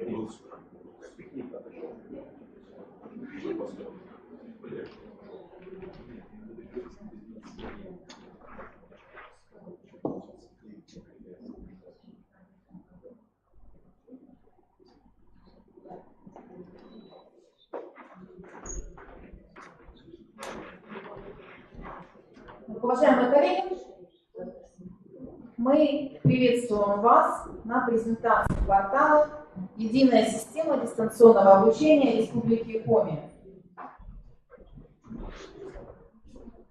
На данном слайде представлены некоторые даты и числа. Как вы думаете, что они могут обозначать? Есть ли какие-то предположения? Начало учебного года, замечательное предположение. Начало создания проекта. Хорошо. А дальше вот у нас вот какие числа есть? 2018 это когда мы выиграли, наверное, проект. Хорошо. Мы с вами будем разгадывать эти числа по ходу нашей презентации. Итак, в 2017-2018 году в рамках приоритетного проекта «Современная цифровая образовательная среда», цель которого создание в Республике Коми универсальной цифровой информационно-образовательной среды, портал «Открытое образование Республики Коми», объединяющий всех участников отношений в сфере образования, направленный на повышение качества образовательного процесса и системы управления в сфере образования с общим охватом образовательных организаций к 2021 году, использующих ее возможности не менее 30%, достигнуты определенные результаты. Приоритетный проект направлен на обеспечение высокого уровня доступности и качества образовательных ресурсов, а также высокой степени индивидуализации образовательных траекторий. Основными участниками проекта выступили Министерство образования, науки и молодежной политики Республики Коми, Управление массовых коммуникаций, информатизации и связи администрации главы Республики Коми, Коми Республиканский институт развития образования и Центр информационных технологий. Итогом работы в 2018 году стал запуск портала «Открытое образование Республики Коми», который в перспективе должен объединить все федеральные и региональные ресурсы и сервисы. Именно 1 сентября 2017 года образовательный портал «Открытое образование Республики Коми» введен в эксплуатацию. А 4 октября 2017 года в рамках работы образовательного форума Республики Коми «Образование, государство, общество» на демонстрационной площадке «Цифровое образование» состоялась его презентация. Проект «Современная цифровая среда Республики Коми» предусматривает создание единой системы дистанционного обучения, интегрированной с государственной информационной системой электронное образование. Мы с вами переходим к следующей дате. Распоряжение правительства Республики Коми номер 232-Р от 15 мая 2018 года утверждено положение о единой информационной образовательной среде Республики Коми. Единая информационно-образовательная среда Республики Коми создается для обеспечения информационной открытости сферы образования Республики Коми за счет предоставления современных электронных образовательных ресурсов, информационных сервисов, информационных систем и технологий обучения и воспитания, а также создания условий для обновления форм, средств, технологий и методов реализации образовательных программ и услуг, преподавания дисциплин и распространения знаний, расширения доступа к электронному образованию всех уровней с учетом возможности построения современных механизмов обучения и воспитания. Целью единой информационной среды Республики Коми является повышение качества и доступности образования в Республике Коми, достижение единства образовательного пространства Республики Коми путем интеграции ПИО с РК, обособленно действующих информационно-образовательных систем Министерства образования, науки и молодежной политики Республики Коми и в образовательных организациях Республики Коми. В качестве одного из системообразующих элементов обозначена единая система дистанционного обучения. Конечно, в Республике Коми к 2018 году существовали различные системы дистанционного обучения для различных категорий обучающихся. Разработчиками этих систем выступали разные образовательные организации, но при этом отсутствовало единство технологических, методических, содержательных и организационных подходов.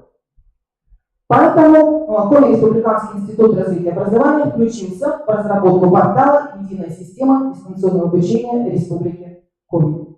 Я хочу предоставить слово одному из разработчиков этой системы, Вячеславу Алексеевичу Плешов, заведующий Центром информационных технологий в образовании Коми Республиканского института развития образования. Пожалуйста, Вячеслав Алексеевич.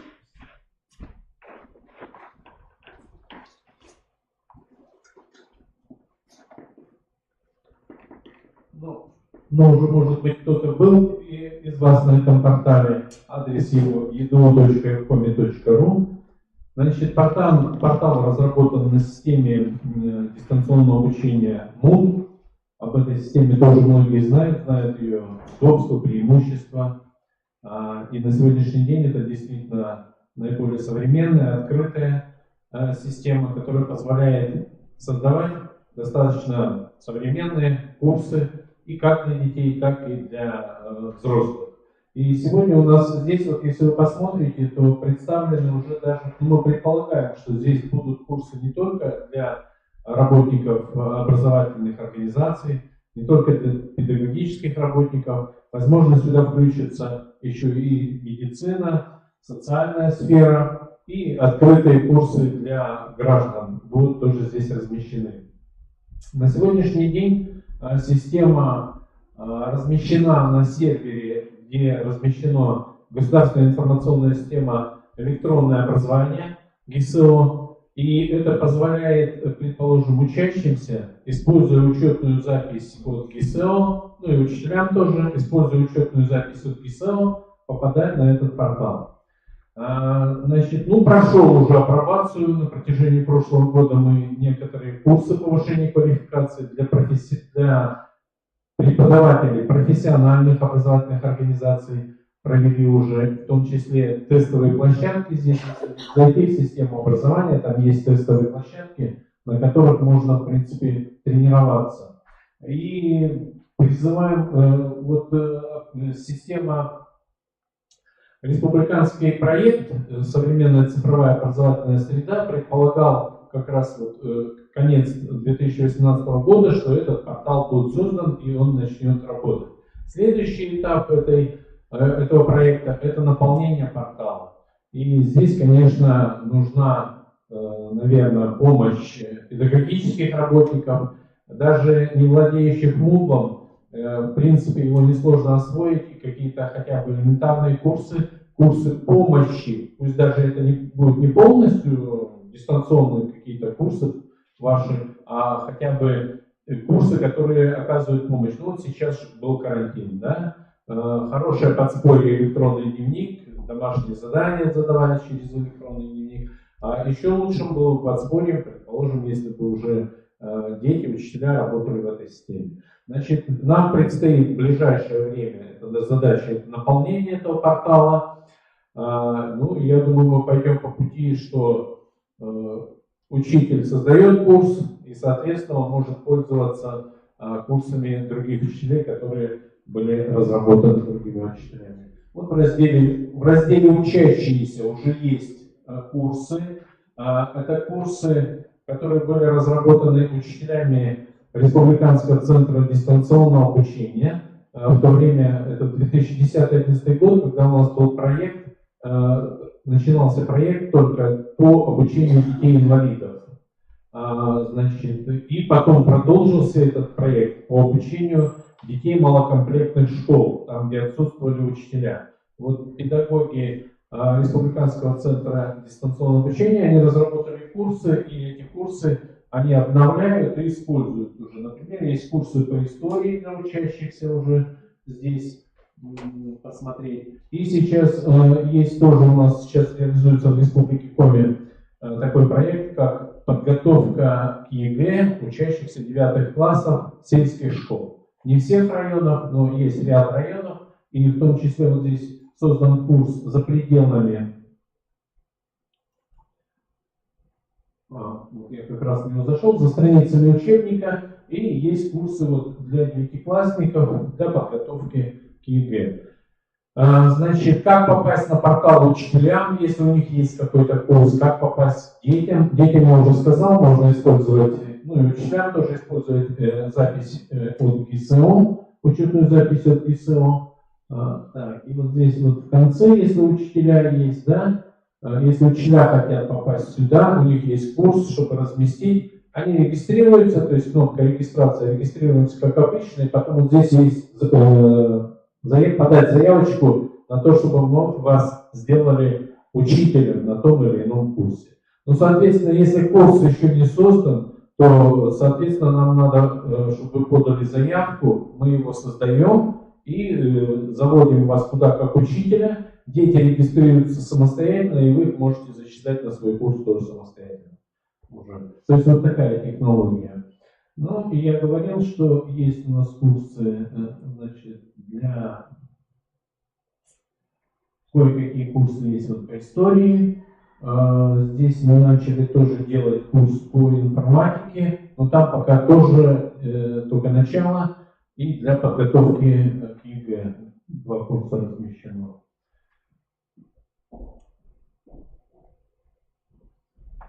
Так, и, наверное, что так. Ну, вы видите, для студентов профобразования, для высшего образования тоже предполагается, что будут курсы. Ну, вот таким образом, вопросы может быть.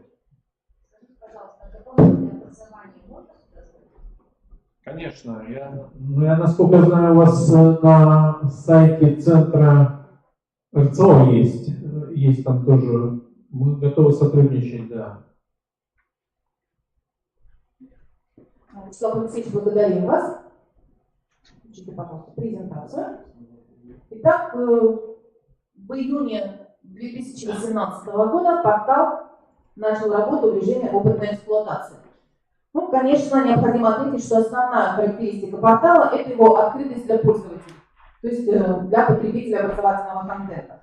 И в процессе разработки портала, как отметил уже Вячеслав Алексеевич, у нас возникла идея, что на портале могут присутствовать не только представители сферы образования, но и мы расширяем категорию портала на представителей сферы медицины, социальной сферы, и, возможно, это расширение будет еще дальше продолжаться.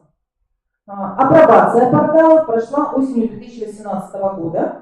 В ней принимали участие партнеры Республиканского института развития образования, участники проекта по сетевому взаимодействию по реализации дорожной карты Республики Коми по формированию и обеспечению функционирования региональной сети подготовки кадров по наиболее востребованным новым и перспективным профессиям, специальностям СПО на основе создания региональной площадки сетевого взаимодействия. Эта дорожная карта была утверждена Министерством образования, науки и молодежной политики Республики Коми 31 июня 2018 года.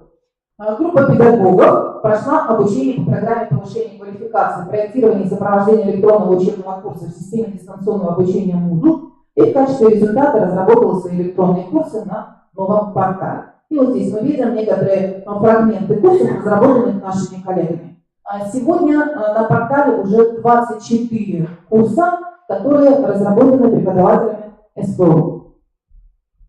В целом сегодня на портале представлено уже 68 курсов действующих. Это курсы как для педагогов, так и для обучающихся. На портале зарегистрировано 163 обучающихся. В декабре 2018 года портал «Единая система дистанционного обучения» успешно прошел экспертизу, в которой были привлечены профессиональные эксперты, специалисты в сфере электронного обучения и дистанционных образовательных технологий. На портале мы используем различные инновационные механизмы обучения, например, технологии геймификации, сторителлинга. О них более подробно мы расскажем в нашей следующей презентации, когда будем представлять проект открытого электронного обучения для преподавателей русского языка. Итак, что же отмечают наши эксперты? Игорь Анатольевич Муртазин, кандидат педагогических наук, доцент, заведующий кафедрой общетехнических дисциплин и методики обучения технологий Сыктывкарского государственного университета имени Екатерины Сорокина, руководитель Центра дистанционного обучения, отмечает: единая система дистанционного обучения соответствует заявленным критериям. Функциональные возможности реализованы.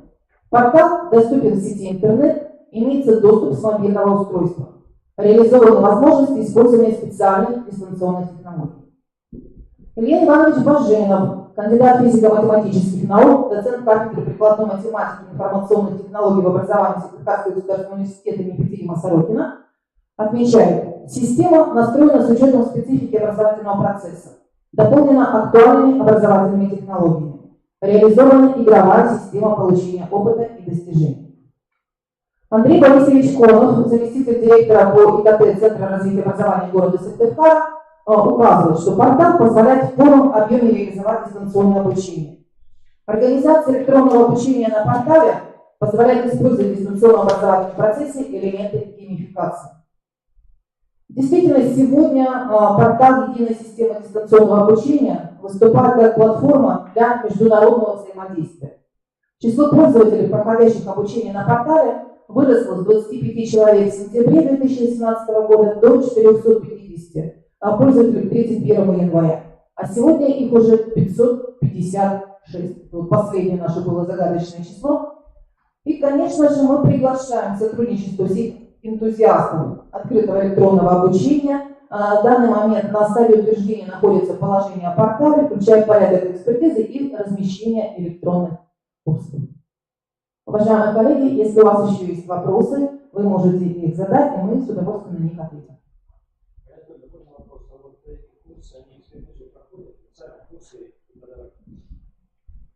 Да, вот те курсы, которые сейчас выставлены на портале, они прошли экспертизу определенную. Да, по содержанию.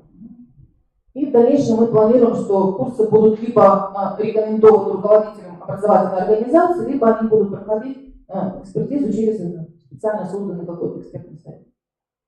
Все эти вопросы сейчас обсуждаются на уровне Министерства образования, науки и молодежной политики Республики Коми.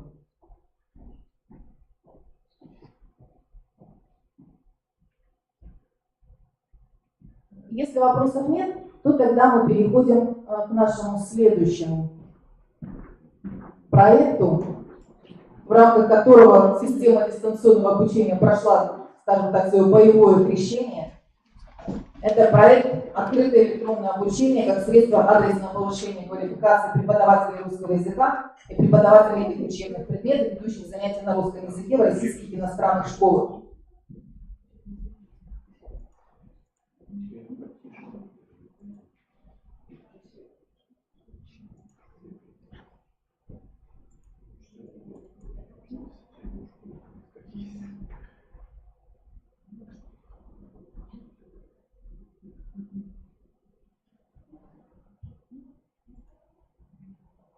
Так, мы приглашаем Галину Владимировну Китайгородскую, ректора института, для представления проекта. Добрый день, уважаемые коллеги, представители муниципальных образований нашей республики. Я знаю, что сегодня к нам подключились те, кто действительно заинтересован в проекте экспортобразования.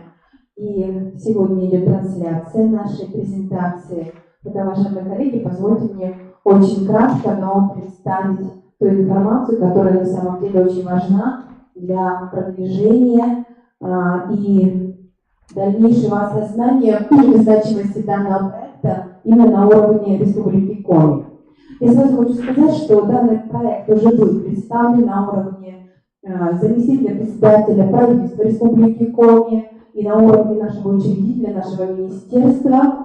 И мы однозначно для себя определяем, что наш проект «Открытое электронное обучение», он прежде всего направлен на реализацию регионального паспорта проекта «Экспорт образования».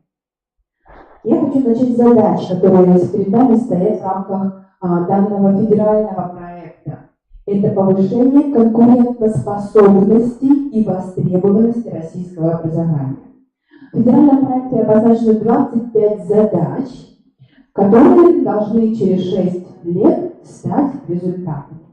И вот очень важно нам понимать, что на уровне Республики Коми мы можем уже начиная с 2019 года создавать ресурсные центры для детей и для педагогов, которые обеспечивают изучение предметов в различных странах именно на русском языке.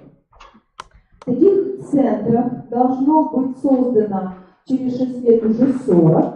Но мы очень надеемся, что в этом году мы сможем на уровне нашей республики подать заявку именно на создание такого центра.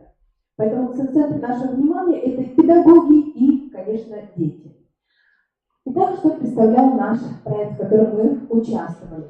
Проект носил название «Открытое электронное обучение как средство адресного повышения квалификации преподавателей русского языка и преподавателей иных учебных предметов, ведущих занятия на русском языке в российских и иностранных школах. И в течение декабря 2019 года нам удалось, первое, создать единую интерактивную среду для повышения квалификации педагогов, которые находятся в различных точках мира. Именно такая платформа, она была сформирована на нашей республиканской платформе «Единая система дистанционного обучения». Сегодня уже была представлена данная система, и очень важно, что именно эта система, она работает на 3 позиции по доступности. На временную доступность, на территориальную и на возможности формировать индивидуальные траектории обучения для каждого педагога. Третье достижение нашего проекта было связано с тем, что мы действительно очень серьезно отнеслись к формированию структуры программ повышения квалификации, и мы создали в нашем институте 2 очень важные зоны. Это зона онлайн-лаборатории записи профессиональных курсов и зона профессиональной кооперации. Мы называли это зона коворкинга. Мы сегодня осознаем, что действительно результат, который за 1 месяц мы смогли достигнуть, это, конечно, работа и наших ведущих программистов, и наших преподавателей, и наших коллег. Сегодня Александра Мальцева вместе с нами, коллег из опорного вуза Республики Коми. Благодаря именно этой совместной работе нам удалось не только создать курсы, но и привлечь представителей и российских школ, а это почти 55 слушателей из стран СНГ и 53 слушателей из субъектов Российской Федерации. Но создать действительно современные цифровые курсы повышения квалификации. Мы уже говорим даже не о применении дистанционных технологий, а именно о современном цифровом ресурсе. И сейчас, уважаемые коллеги, вы вот видите здесь именно те результаты. Мы их обозначаем как 4 наших достижения. Это платформа, это адресные программы повышения квалификации, которые мы сформировали на основе современных цифровых технологий, в том числе технологии геймификации. Это именно позиция, что эти курсы массовые и открытые. И 4-я позиция – это то, что наши преподаватели могут работать, записывать курсы в наши современные онлайн-лаборатории. И вот такие эффекты, наверное, мы сейчас вам продемонстрируем. Мы сейчас вам представим весь данный проект именно через наш видеоролик, который мы уже на уровне федерации направили. Пожалуйста, Ольга.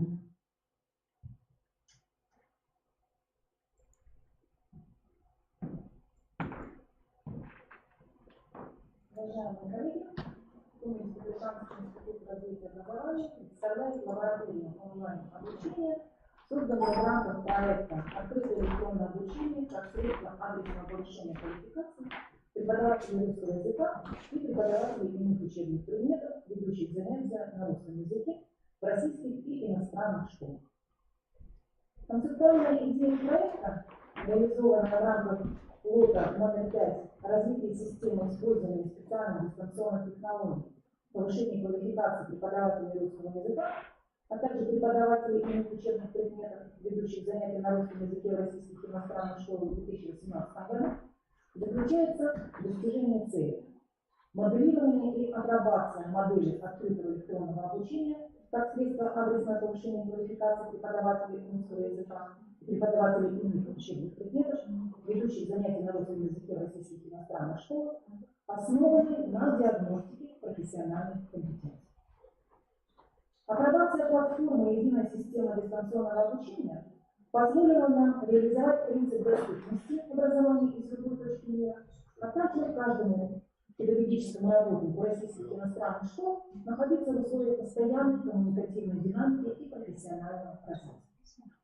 В результате реализации проекта были созданы: во-первых, платформа электронного обучения, разработанная на основе специальных дистанционных технологий и позволяющая одновременно обучать неограниченное количество педагогов российских и иностранных школ. Во-вторых, это адресные дополнительные профессиональные программы повышения квалификации преподавателей русского языка и преподавателей иных учебных предметов, ведущих занятия на русском языке в российских иностранных школах. Эти программы учитывают запросы и мотивы педагогов на основе сформированной практикоориентированной диагностики профессиональных затруднений, позволяющей как выбирать образовательный модуль, так и выстраивать индивидуальные образовательные траектории. В-третьих, это разработанные массовые открытые онлайн-курсы, направленные на совершенствование профессиональных компетенций педагогов, предметных, методических, психолого-педагогических, коммуникативных, в том числе и компетенций. В-четвертых, организованы постоянно действующая онлайн-студия, зона трансляции и зона профессионального коворкинга для преподавателей русского языка и преподавателей иных учебных предметов, ведущих занятия на русском языке в российских и иностранных школах. Благодаря участию в проекте нам удалось создать современную, постоянно действующую онлайн-студию, зону трансляции и зону коворкинга, которые сегодня мы вам представляем. Итак, мы ведем трансляцию из онлайн-студии. Она используется для записи дистанционных курсов и онлайн-обучения с задействованием высококвалифицированных преподавателей. Это полностью оборудованное рабочее место для современного проведения индивидуальных и массовых онлайн-мероприятий, оснащенное необходимым осветительным, звуковым, видео, интернет-оборудованием, позволяющее вести занятия на высоком презентабельном уровне. В онлайн-студии осуществляется запись видеообращений преподавателей к слушателям, видеолекции для сопровождения курса, взаимодействие со слушателями в режиме онлайн. Онлайн-студия предназначается для организации вебинаров и онлайн-трансляции обучающих мероприятий. В рабочей зоне программисты обрабатывают видеоматериалы и монтируют учебные видеоролики и лекции. Съемки проходят на зеленом фоне с использованием 3 источников освещения, что позволяет вести съемки на высокопрофессиональном уровне. Можно заменить фон, вывести презентацию докладчика или логотип мероприятия. Но не только это обеспечивает высокое качество трансляции. Так, качество звука обеспечивается профессиональными микрофонами, которые позволяют снимать звуковой сигнал высокого качества, а также компактным микшером премиум-класса, который имеет эквалайзер с детектором обратной связи, функцию подавления вокала и 4 микрофонных усилителя. Изображение записывает камера, которая позволяет обеспечивать универсальность работы для съемки звука. Наклонный видоискатель высокого разрешения позволяет снимать в ограниченных пространствах и из неудобных положений. Функция Wi-Fi позволяет выполнять удаленную съемку и управлять выдержкой, фокусировкой и диафрагмой с помощью мобильного устройства. Переключение между режимами позволяет быстро создавать творческие видеоролики с кинематографическими фильтрами, которые можно применять во время или после съемки. Плата видеозахвата позволяет вести трансляцию с профессиональной видеокамерой, а медиасервер позволяет хранить, обрабатывать и просматривать большой объем видеоматериала, формируя видеоархив. Уважаемые коллеги, а мы с вами переходим в зону коворкинга. Это специально оборудованный кабинет популяризации русского языка по за рубежом. Он включает в себя рабочие места для тьюторов, обеспечивающих процесс обучения, и рабочие места для преподавателей русского языка и преподавателей учебных курсов.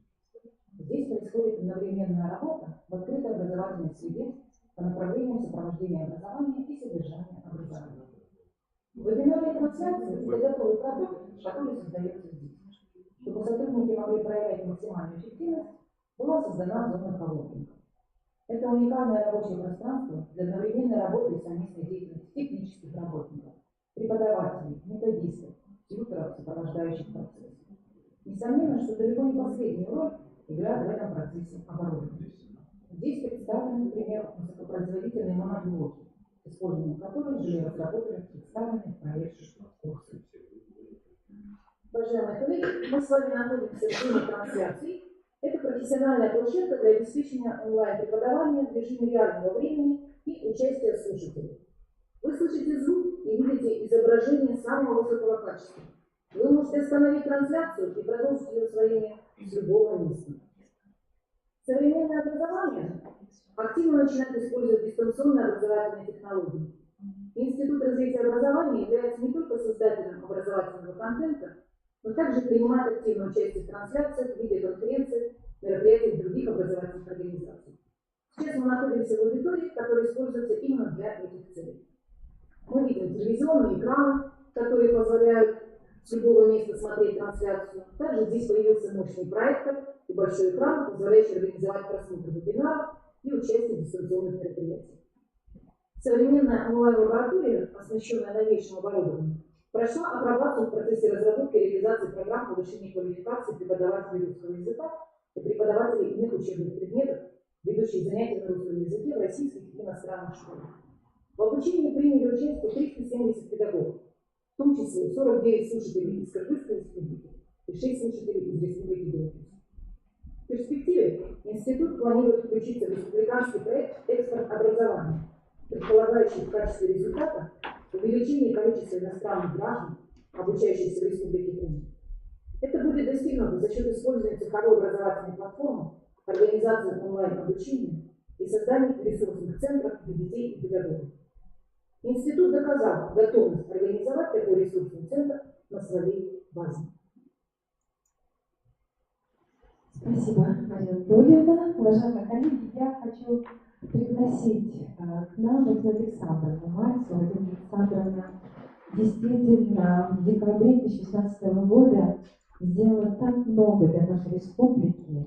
Она была с официальной миссией в нашей дружественной республике Киргизия. И, конечно, благодаря Владимире Александровне мы смогли привлечь педагогов именно Киргизской республики. Здравствуйте, уважаемые друзья.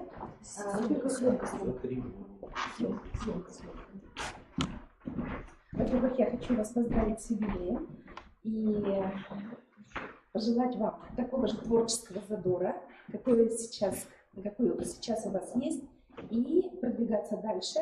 Я думаю, что в скором времени мы получим еще новый проект уже не только для стран ближнего зарубежья, но и для стран дальнего зарубежья, потому что ваш проект уникальный.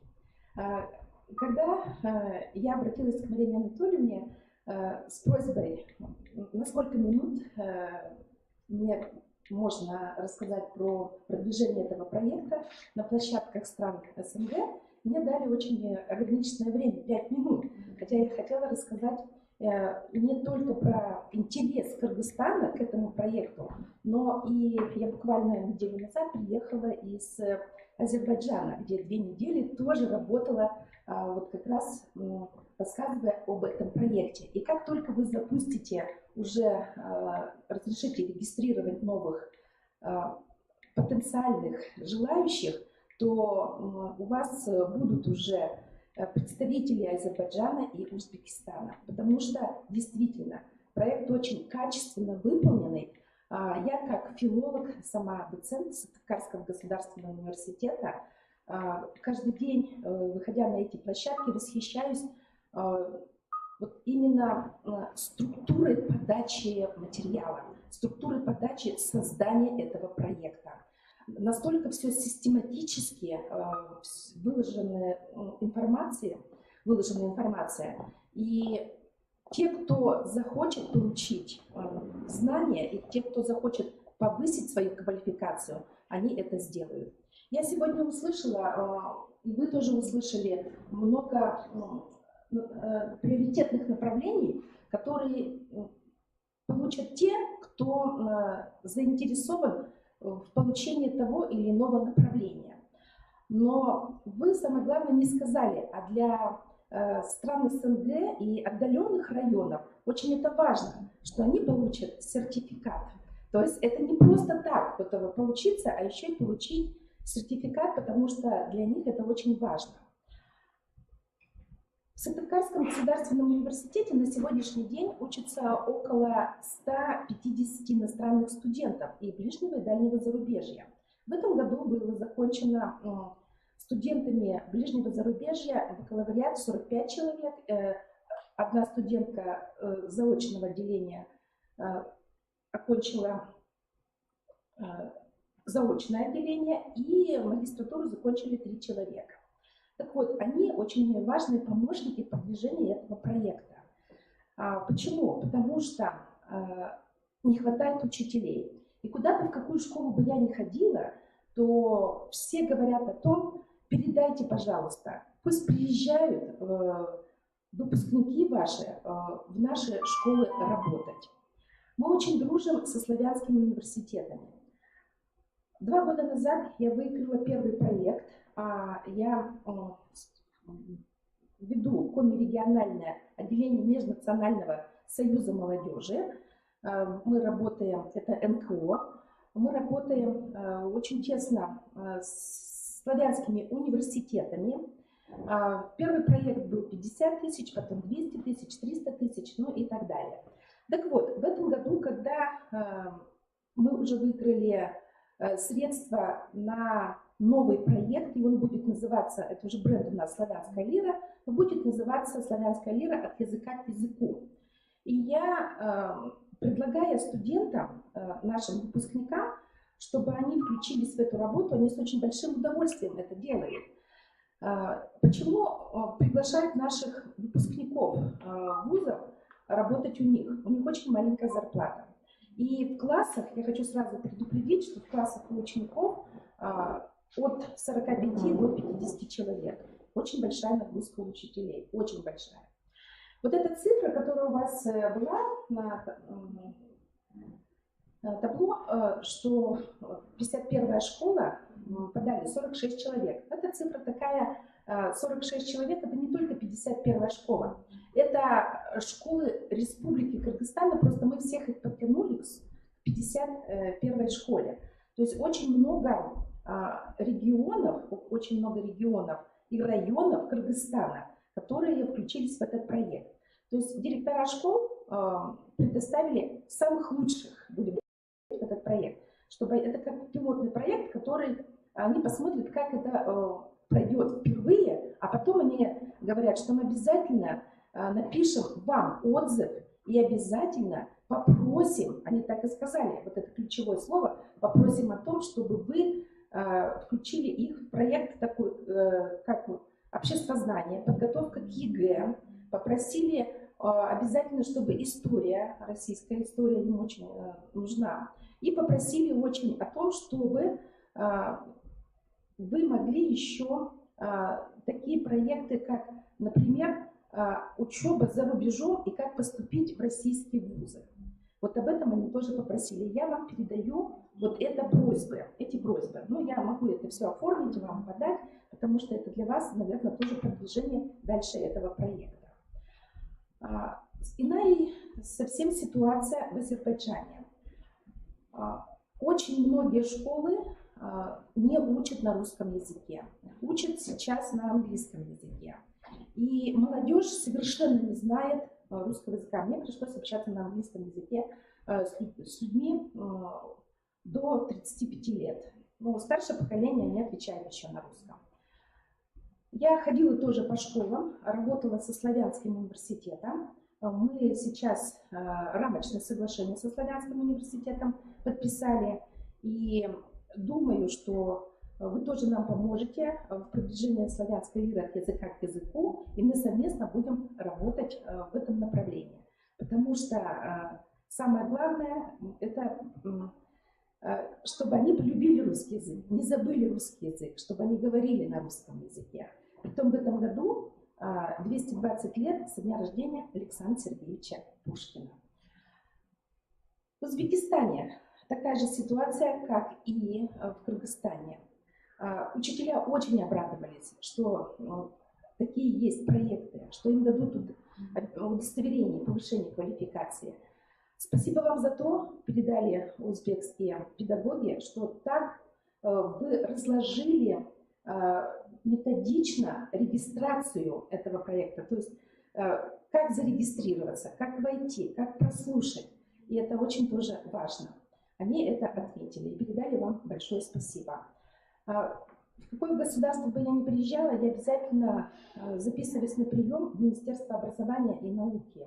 То ли Кыргызстана, то ли Узбекистана, то ли Азербайджана. И все ваши проспекты, которые вы мне давали, они находятся там, они находятся в их национальных библиотеках, по одному экземпляру они есть. И когда сейчас меня спрашивают о том, когда включат другой или иной проект, они отталкиваются от старых данных. Поэтому я хочу попросить, чтобы вы с теми людьми, которые вот сейчас уже зарегистрировались, тоже новинки им выкладывали. Почему? Потому что они не постоянно в интернете в школе нет, они ходят в специальные центры, у них очень плохо с интернетом. И когда они открывают вот сейчас и прослушивают модуль, который они выбрали, как раз они бы получали новую информацию, и ваш проект бы продвигался дальше. Это вот к вам такое пожелание, чтобы вы их информировали. Спасибо вам большое еще раз за работу. Низкий вам поклон за такую работу, потому что это очень большой труд. Я создаю проекты, я знаю, что это такое. И самое главное, вот вы сегодня сказали, что в любом деле должна быть команда. И знаете, что сейчас команда и в Кыргызстане, и в Узбекистане, и в Азербайджане есть, которые готовы поддержать ваш дальше проект и работать с вами. Спасибо вам большое. Спасибо, Елена Александровна. Спасибо, Екатерина Александровна.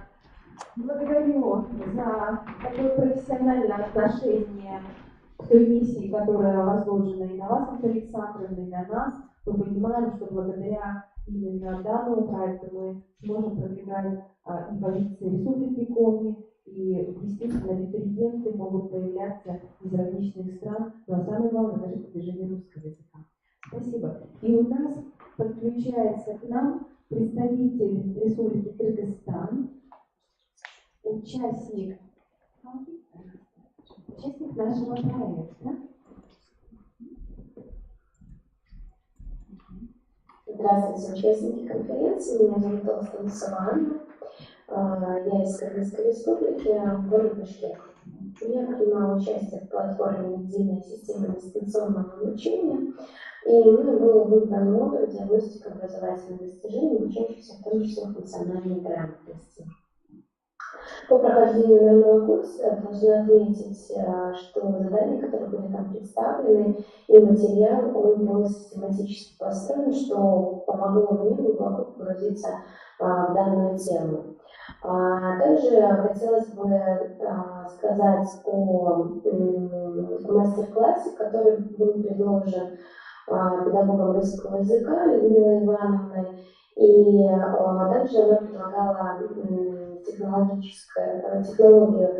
медленного чтения. Эта технология используется на уроках и приносит свои результаты. Также диагностические задания, которые были представлены в данной теме, они были для меня интересны, познавательны и помогли мне разобраться в этой теме. И те ожидания, которые я для себя ставила по данной тематике, они были оправданы. Поэтому огромное спасибо, что дали такую прекрасную возможность поучаствовать в данной платформе. Еще один отзыв. Добрый день, уважаемые коллеги. Я являюсь участником проекта «Открытое электронное обучение» как средство адресного повышения квалификации преподавателей русского языка и преподавателей иных учебных предметов, ведущих занятия на русском языке в российских и иностранных школах. Хочу поделиться своими впечатлениями о курсах. Тема курсов, на мой взгляд, актуальна. Я прошла обучение по 5 программам, модулям. Курсы проходили на площадке дистанционного обучения ГРИРО с применением дистанционных технологий, что позволило выбрать удобный режим работы. Каждый модуль включал в себя теоретический материал, практические задания, тесты для контроля знаний. Рабочий материал был преподнесен в различной форме. Это и тесты, видеозаписи, презентации и фрагменты уроков, таблицы, схемы. В процессе выполнения заданий слушатели курсов получали знаки отличия, что вносило в обучение элементы новизны и мотивировало на продуктивную работу. Как положительный момент хочу отметить тот факт, что разработчиками обучающих модулей были учителя практики, с некоторыми из них я лично знакома. Хочу поблагодарить коллег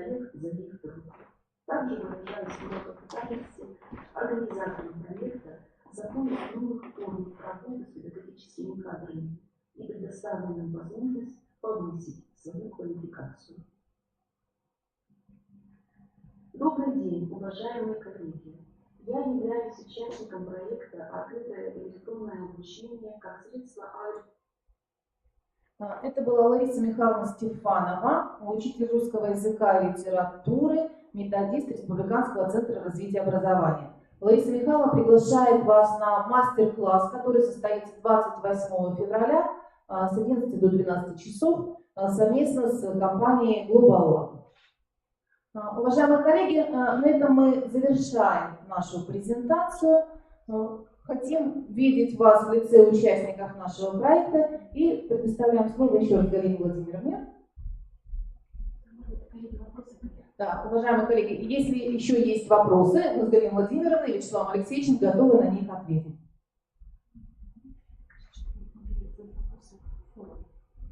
Уважаемые коллеги, у нас идет трансляция. Все, кто присутствует на трансляции, могут свои вопросы задать в форуме. Мы на них, конечно, обязательно ответим. А на этом мы завершаем презентацию наших двух масштабных проектов и ждем вас на все другие мероприятия, которые состоятся завтра на наших многочисленных площадках и послезавтра, 28 февраля, также приглашаем вас на все наши мероприятия. Спасибо всем участникам. Спасибо.